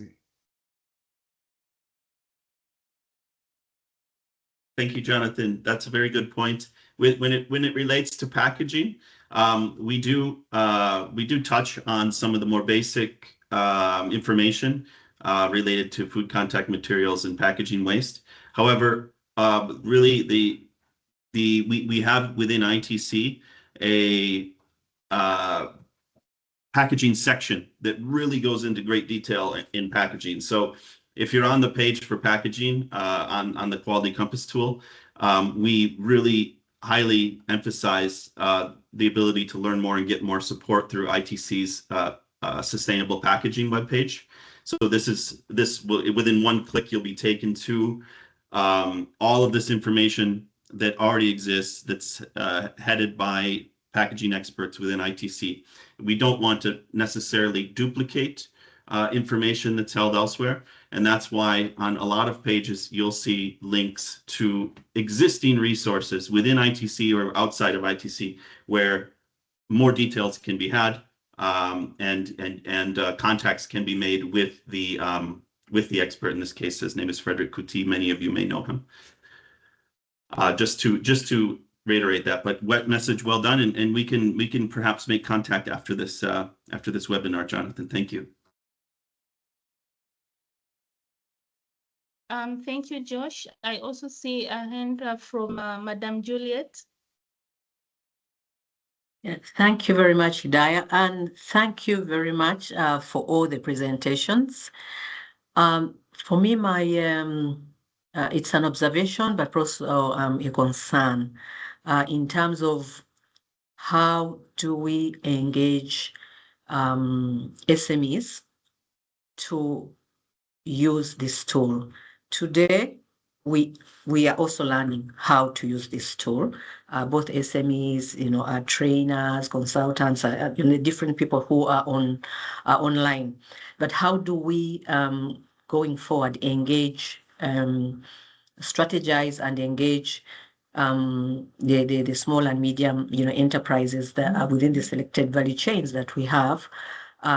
Use this tool and use it deliberately to be able to improve on their procedures and processes, but also to be, in particular, more competitive, because the tool, as you were taking us through it focuses on areas of compliance. It focuses on areas of standard. It focuses on areas of competitiveness. How do we engage them in our work so that they are actually able to? It is a go-to, it's a go-to platform where SMEs can actually get information related to quality related issues in the market, in the international market. So for me, it is a broader way of thinking. Is how do we popularize it? How do we see that your SMEs use it, as regularly as possible? How do we do much more awareness, apart from a number of us who have been able to attend? What would be the strategy to be able to get this out there? I know one of it, especially for the Quality Association, is to be able to actually, every time there is a training or there are taking on coaching, companies are coaching, it could be one of the strategy that can be used in terms of popularizing the use of this tool. Beyond that, how do we engage, other SMEs to be able to actually popularize so that this is a go-to tool, and we are also able to capture, user regularity. Back to you, Hidayah.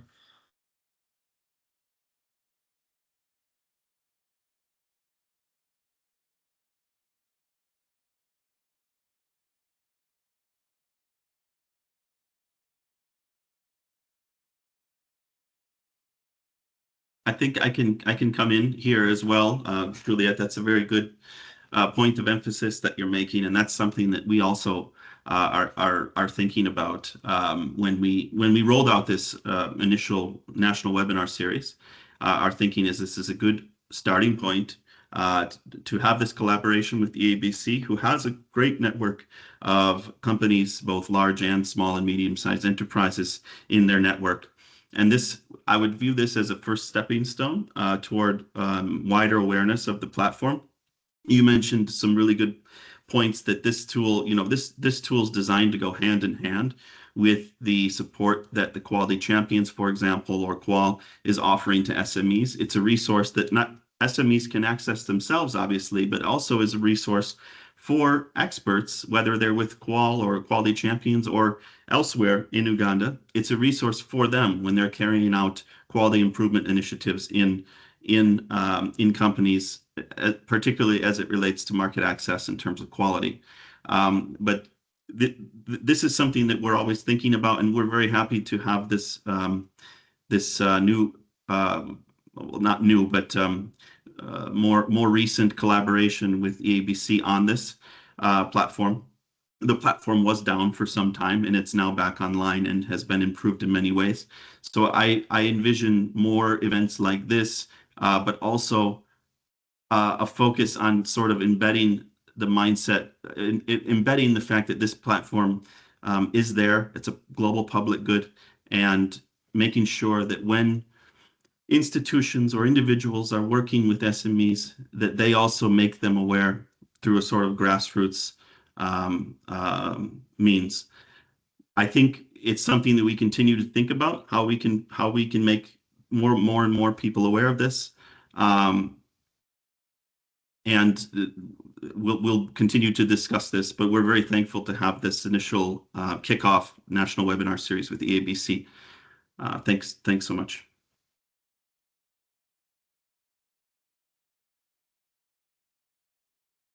Thank you very much, Josh. And just to add on that again, also, we have done this for 7 countries, and we really got a good number of participants. But I think also after this, we will also have to sit down again and we see how we really, even in our events, to publish it more and make more MSMEs understand about these tools, because they are quite very interesting. So I believe this is going to be ongoing, but I'm happy that we also have got a good number of the SMEs joining these webinars, and they have really learned a lot about these tools. So thank you very much. I see I'll give one last opportunity to Jonathan Lubega for a question or any feedback.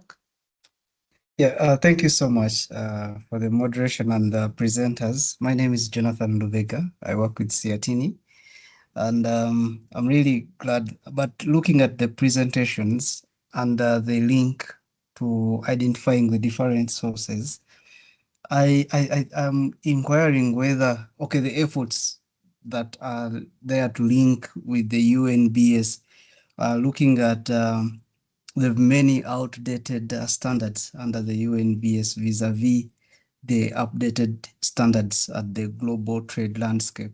So perhaps the efforts perhaps in the near future can help guide the process of calling upon UNBS or even working together with it to review and yeah, that could be something that I will be also, as Siatini, will be interested.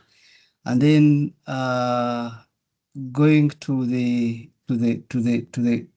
target stakeholders, I'm glad that we have MSMEs and the other categories. But given my legal background, I see when you look at the procedural requirements, oftentimes as MSMEs run to the lawyers for these kind of services. I'm even requesting that if in the near future you do cohorts, specific cohorts, legal legal cohorts, you know, that target lawyers and to understand this landscape and yeah, at national as well as the international trade. I'm very certain by that MSMEs will also be really helped. Thank you. Thank you, Jonathan, for two very good questions and comments. Yeah, I think to take them one by one, I think the discussion surrounding UNBS standards, we have activities under Markup 2, the Markup 2 project that are working very closely with UNBS on standardization, harmonization, updating of standards according to international and regional best practices. So we do have under the Markup project this activity in particular as it relates to the platform. We're informing SMEs of existing standards and perhaps highlighting if there's ongoing work related to one. But in terms of the capacity building and the harmonization efforts that are ongoing, these activities are being addressed under the quality component of the Markup 2 project. I can't speak to those things very specifically as I'm not very much involved in those activities, but my colleagues are.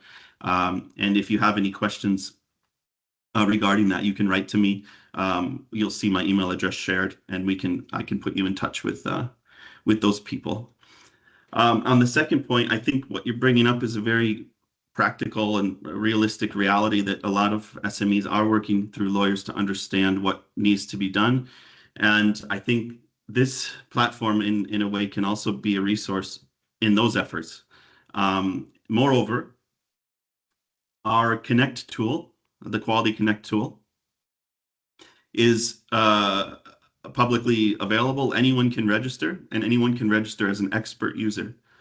So expert users then can be found and located on the Connect tool. So if there is, let's say, legal advice as it relates to trade, that's an area of expertise. And that type of person could be a valuable expert resource on the platform. And so the Connect tool would give that person or that institution more visibility if a profile page is made. I think what you're saying is a good fact that we need to keep in mind that many SMEs do work through legal entities as they navigate these issues. So thanks for your questions, Jonathan. I hope I answered them.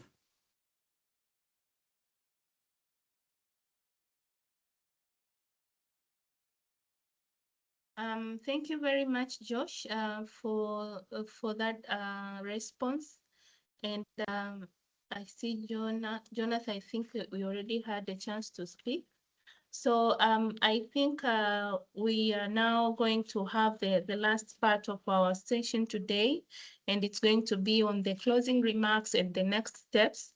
So allow me, first of all, on behalf of the East African Business Council, to sincerely thank you all for joining us today. And our special thanks to our partners, the International Trade Center. We really appreciate the presence of Ms. Margareta Fanda to all the webinars. And as I said earlier, it has been a series, and we did in different countries. We started with Kenya on 19th January, but also then we moved to Rwanda. And we also did for Tanzania, South Sudan, Burundi, and lastly today, it's for Uganda. So we really appreciate also the presence of Miss Juliet Musoke, the national coordinator. We really appreciate your presence today and the feedbacks that are really good for our sessions. And also, I would like to sincerely thank Josh for really having working together with us and to make sure that these webinars have been happening. It has been a good to really work with you. And also, again, I would like to sincerely thank the partners from the Quality Association and all the presenters that give us the presentations today. And we believe that the MSMEs that have joined today have really gained on the tools, and they are really going to work on what has been really shared today. So thank you very much. And I think it will be good to get the closing remarks today from first from Ms. Margareta Fanda, because we have been through all the series of the webinars today, and this is the last one, so it will be good to give us the closing remarks. So allow me, Josh, allow me first to give maybe the opportunity to Ms. Fanda to give us a word or two, then I'll give a chance to you also to give us the takeaway of our session today. Yes, Ms. Fanda, karibu. Welcome. Thank you so much, Asante Sana. It's great to be with you. And actually, this, I think, has been a very, very useful series. And we are having in Dar es Salaam next week a regional meeting of the QCs and the QC hubs. And I think that some of the ideas that are being discussed here are actually going to be picked up at that event. But I want to really, really thank all involved. I want to thank the EABC team, Gift, Hidayah, Mr. Nyao, of course, and everyone else involved. Also, I want to thank the QAAUL team. Great contributions by the very professional team, by Humphrey, by Innocent, by Kate, and by Rogers, of course. I think we have, and of course, my colleague Josh, he's a pillar, and he will continue to lead this. I will actually leave ITC in 2 weeks. I will retire, but Josh will be spearheading this into the future. So this is also an opportunity to share this fact with you. I'll be in touch though, so don't worry.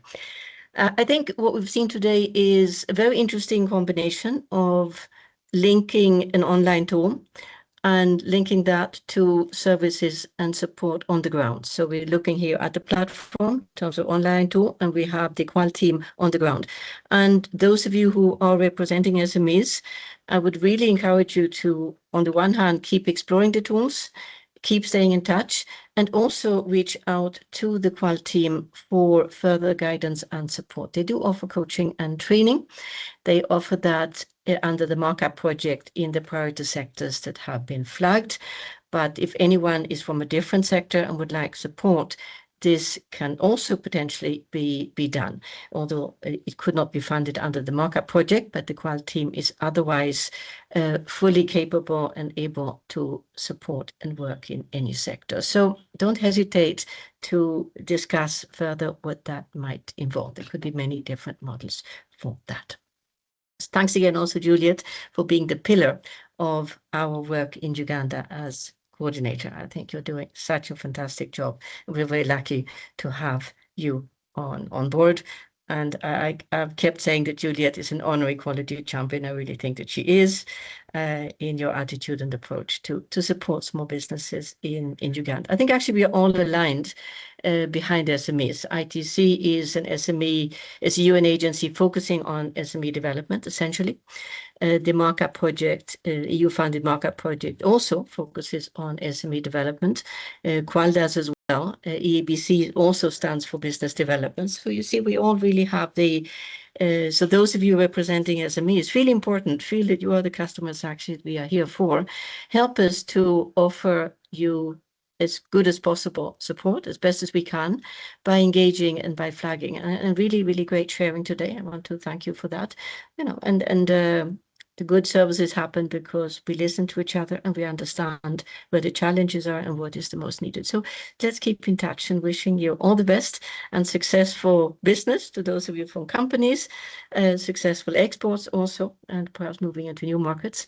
And big thanks to everyone involved. And now Josh has prepared also some closing remarks. So now I hand over to my much appreciated colleague Josh, who's actually been leading the development of this tool under Markup 1. We were both involved in working on it, and Josh has now really been spearheading this for a number of years, and we have this platform actually in a number of countries, and more to come. So over to you, Josh, with again, big thanks to everyone and wishing you a lovely day ahead. Thank you.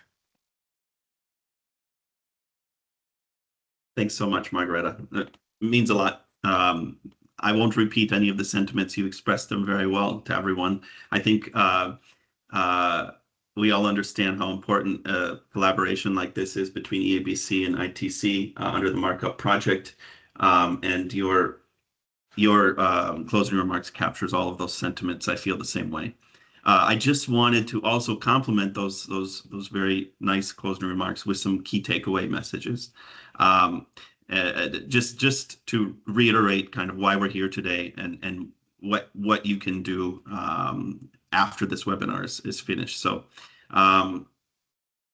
just to kind of re-encapsulate everything, you know, the EAC Quality for Trade platform and the Quality Compass tool is unlike other tools that's out there.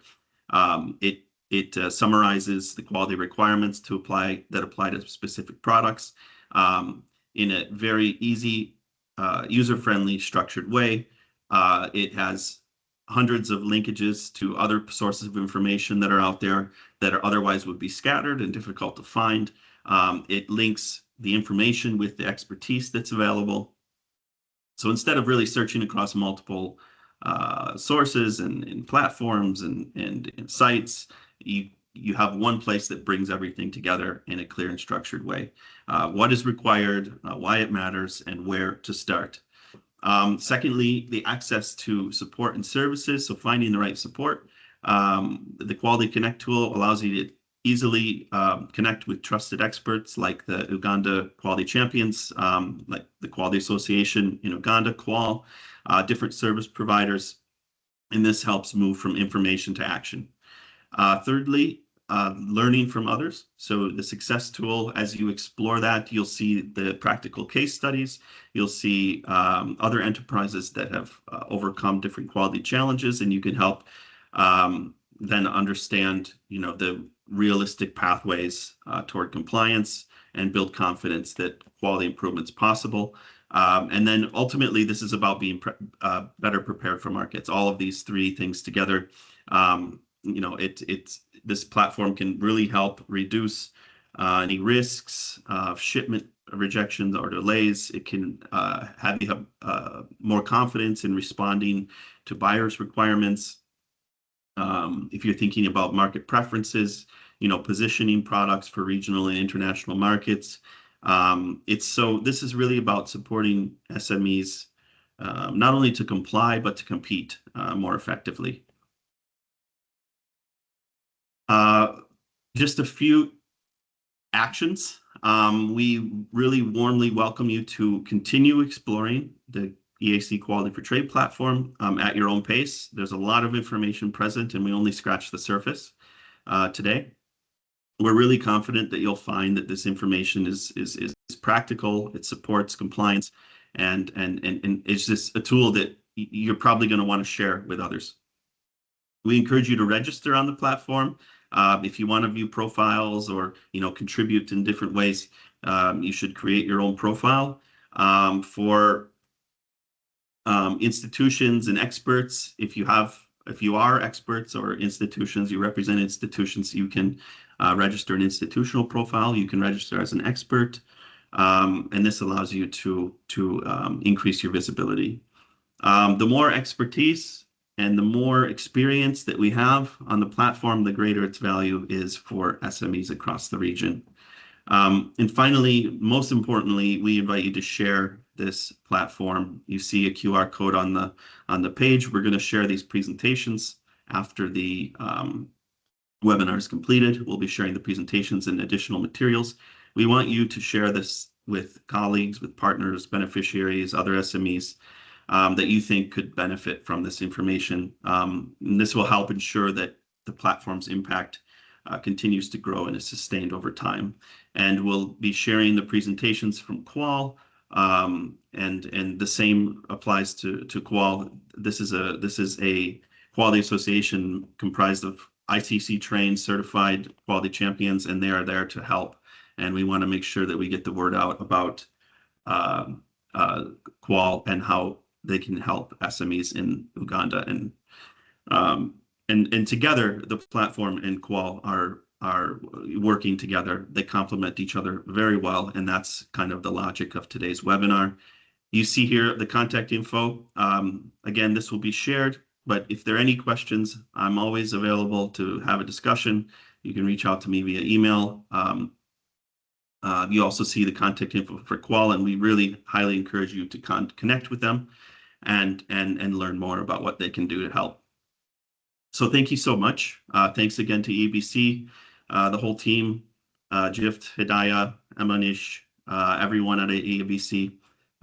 It's been a pleasure to carry out this series with you, and we look forward to doing more activities like this in the future. Thank you so much, everybody.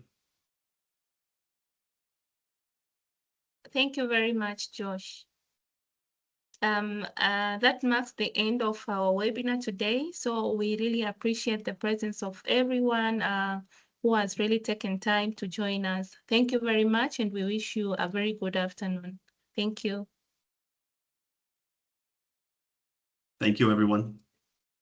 Have a wonderful day. Bye-bye. Thanks, Thank everyone. you. Bye.